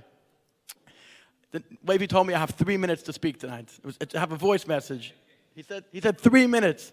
So the only way to give me a microphone for 3 minutes is to ask me to say the Rebbe's Kapitel. I mean, maybe in a short year. So, anyways, I have to look at. I still have. I know I'm going to forget something. It's very unprofessional. I'm going to look at my phone. I remember one time one of the Rebbes got sick. I remember one time in Sherbez or Shegimel, one of the Rebbes got sick. They probably couldn't find a substitute. So he said that he's like Ke'ilu, our Rebbe, for like 2-3 days, whatever. And he gave a shiur. I remember the shiurim were so interesting. I remember sitting there, Gan Eden. I wasn't falling asleep. I wasn't playing with papers, airplanes, I remember then it was so interesting. I didn't have the chutzpah to tell anybody. It actually happened here in elementary once that a chashiva principal here became back to being a Rebbe here for like the last 10 years. I'm not going to say names. No, but it was interesting. I was thinking to myself, I could get somebody else to be the principal. I think you should give the shiur. But I never told anybody. There was one particular Rebbe that gave a shiur. I'm not going to say names, at 5 o'clock every day. And if you weren't in your place at 5 o'clock, it was like you came 45 minutes to a plane and you missed your flight. It was like the worst thing that could happen. So you had to really be in your place at 4:59. So I wear a watch. I'm very addicted. I can't walk around without a watch. So I remember I came running into the class at 5 o'clock on the button. I would say this under oath. It was 5 o'clock. He says, "You're late. Go to Rabbi Wilhelm's office." So I'm a loud chutzpahnik. I come marching to the back, tiny little office, and I say, "You should know I was not late." So he looks at his watch. He looks at the clock. He says, "It's 5:02. I said, "Yeah, but when I was there, it was 5 o'clock." So he realizes it was probably true. So he tells me, "Just sit down for 2 minutes." And then he didn't even tell me, like, make sure to come on time, because he knew that this guy was just a stickler. But to tell me to go back to class would be embarrassing to the Rebbe, like, "Oh, you're taking this 14-year-old kid on top." He tells me, "Sit down for 2 minutes." He was doing whatever he was doing, I don't know, whatever, paperwork, whatever. After 2 minutes, he says, "Go back to class, and you can tell the Rebbe I spoke to you." He didn't tell me nothing. It was exactly the way the story happened. So about 13 years ago, I got involved in opening up a new shtibel in Crown Heights, and one of the things that happened in the shtibel was that the original Rav that was the Rav in the shul said that I speak Friday night, I speak by the Farbrengen, I speak Shabbos morning after Kriyas HaTorah. I don't do minchas. This is what he told me. It makes sense. You speak 5 times on a Shabbos, you'll get burnt out anyways. So somebody told me you should start a lecture series, bring somebody to speak. So over the last, hundreds and hundreds of people spoke. It's very annoying. Rabbi Wilhelm had thousands of responsibilities and things on his desk, from family, K'nai children, yeshiva, moistus, everything, whatever. And I used to call him, like I harass everybody to come and speak, because it's a weekly thing. It doesn't go anywhere. You need 50 speakers a year. So I called him many times over the year. And I think he spoke 5, 6, 7 times. I could look back on the graphics to see the times he spoke. So a few of the times he gave out handouts, including 2 years ago he spoke about a Esrogim. He gave out a 30-page handout. And he doesn't, I sell Esrogim. He doesn't even sell Esrogim. I don't know. I should be doing the research on the Esrogim. But he never said no. No, I cannot speak. He would always say, "Call me after Chanukah, call me closer to Purim, call me closer to Pesach." He never said no. And he could have easily said, a lot of people say I'm busy, seid mir gesund, lose my number. I don't even know how you got my number. But he never said no. And something very interesting, this is Pashut, an ego thing, so I never repeated this to anybody. You live in Balfour, right? 25 Balfour? So Balfour, you would have to look at surveillance, but Balfour, if he's going to 770 or to Mesivta Friday night, he could go on Balfour, and he could go, you're a witness to this. You don't even know, I never told you I'm going to say this, but you're probably a witness to this. I don't know when he crossed the street, but the last many, many years that the shul is across the street, the Besh is across the street, I make a flyer every week, and I put it on the door, as if anybody ever looked at the flyer and came because they weren't davening in the shul. Anyways, but I'm saying they put the flyer, and every single Friday night, hundreds and hundreds of times, he always crossed the street to look. I don't know. Of course, he didn't jaywalk. I'm saying, But he always crossed, and he always looked at the sign. Now, I pretended not to notice it because whatever, but I have a feeling there were times I couldn't find anybody to speak, and I was desperate because I was embarrassed that my manal was going to cross the street and not see a sign. I can show you text messages or WhatsApps, whatever. Many times he saw what the topic was, and he commented to me. He said, Troy, did he mention this and this? He didn't say this, but you give a share on this topic and you don't mention it? And he mentioned it to me, and it was one of the things that I personally took a lot of pride that my manal was crossing the street and he was looking out my window and seeing the share that we were giving. Till today, I feel it's something very special, and especially that he spoke at this share multiple times. This is, I don't know, I was thinking if I should say it or I shouldn't say it. When I heard that he wasn't well, and I saw it, Pasha, he was suffering, it hurt me terribly. Somebody that we love very much, and everything he does for the community. Every year when it comes to the first night of Slichus, there's only one kibbutz by Slichus. It's because you come to Slichus, there's only one, Shoshana Yom Kippur, you're opening up the Aron Kodesh and closing it 50, 20 times. Sometimes they tell the guy, you're ready there, open it up again. You call another guy to go sit down in the middle of Yom Kippur. You know what I'm talking about. So every year by Shema Kileinu, I go and I ask somebody, I don't want to be like, I'm making the decision because I'm running the show. I ask somebody, who should I give Shema Kileinu? So this year, I asked another guy that's involved in the show, I said, who should I give Psecha? He says, you should take it. It's you deserve it also, whatever, take something for yourself. So if it's a kibbutz that I'm buying, like whatever I'm having in mind, this school and that school and whatever. But when I saw right before this Slichus that he looked very, very, very not well, and it bothered me terribly, it hurt me terribly. So when I got this Psecha, I made like a thing with Hashem. I said, Eibishter, listen, this is the only thing I'm asking for is that Rabbi Wilhelm should get gesund and he should be better.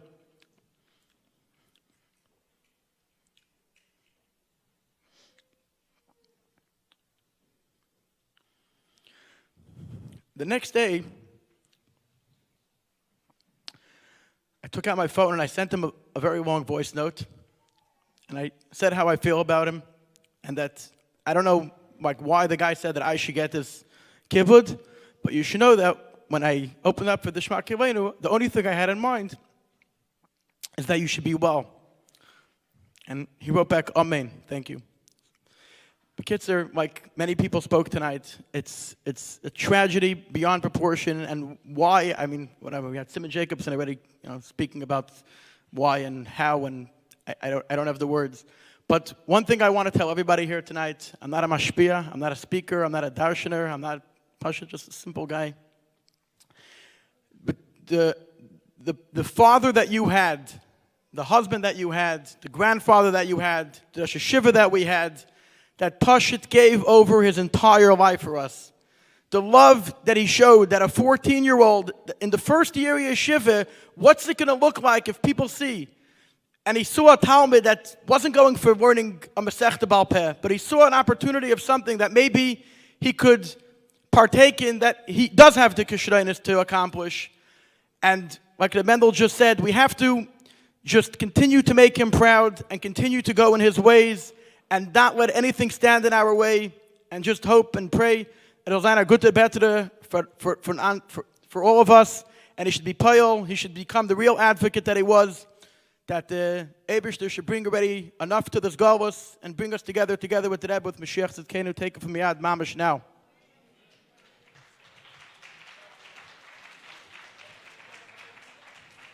Thank you very much, Rabbi Yisrael, Yishakoyach, the Eibishter bench and zusammen. I take this opportunity in thanking everyone that prepared this beautiful Shloshim mit Hashem soll man zeichen sein zusammen mit Tchias HaMesim. And I take the opportunity in thanking the Shadchan of my father, of my parents. The Shadchan is here and he's going to be verbringing. The Shadchan is Reb Shlomo Zarchi. And please, there'll be a special verbringing happening now. Shekoyach for the Shidduch, for Shadchanis. And there'll be a special verbringing in honor. The Rebbe had gebeten, was nach der Shiva, so sein Verbringen, Bechlal always Verbringens, so there should be a Verbringen, and we will take a Zeicha sein, the Geula, Mitzvah Shlema, take off from Yad Mamish, Amen. For all those that did not receive, there's a Siddur in Yiddish that's being given out. It's soft cover, and it's going to be reprinted within the next while. The Sfarim of my father is going to start going out under Hoitzoas Ziv, publications of Hoitzoas Ziv.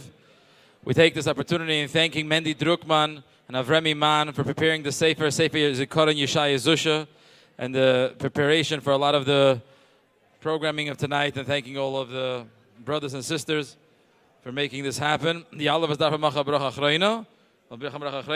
ask all of us, Talmidim, Bachrim, Chaverim, Tmimim, Anash, to start with the Verbringen. Also wir sitzen zusammen. Yeshe Koyach.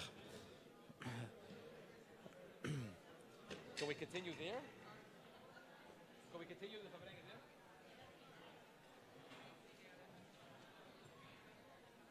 Thank you for all those that are watching online and following on site. You could always continue going on to RabbiWilhelm.com.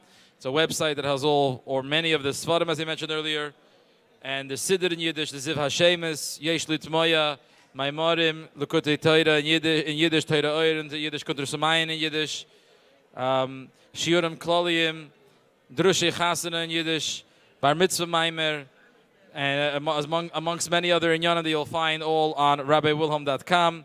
Torah, Voida, Gemilas Chasadim, Zol Zayin, a gute better, and we ask the Eibishter, Zol Zmachem Evanem, and Ata, Lahachis Mesim, and Zol Zayin, Baruch Atah, Hashem Echaya, Mesim, take off from Miyad, L'chaim.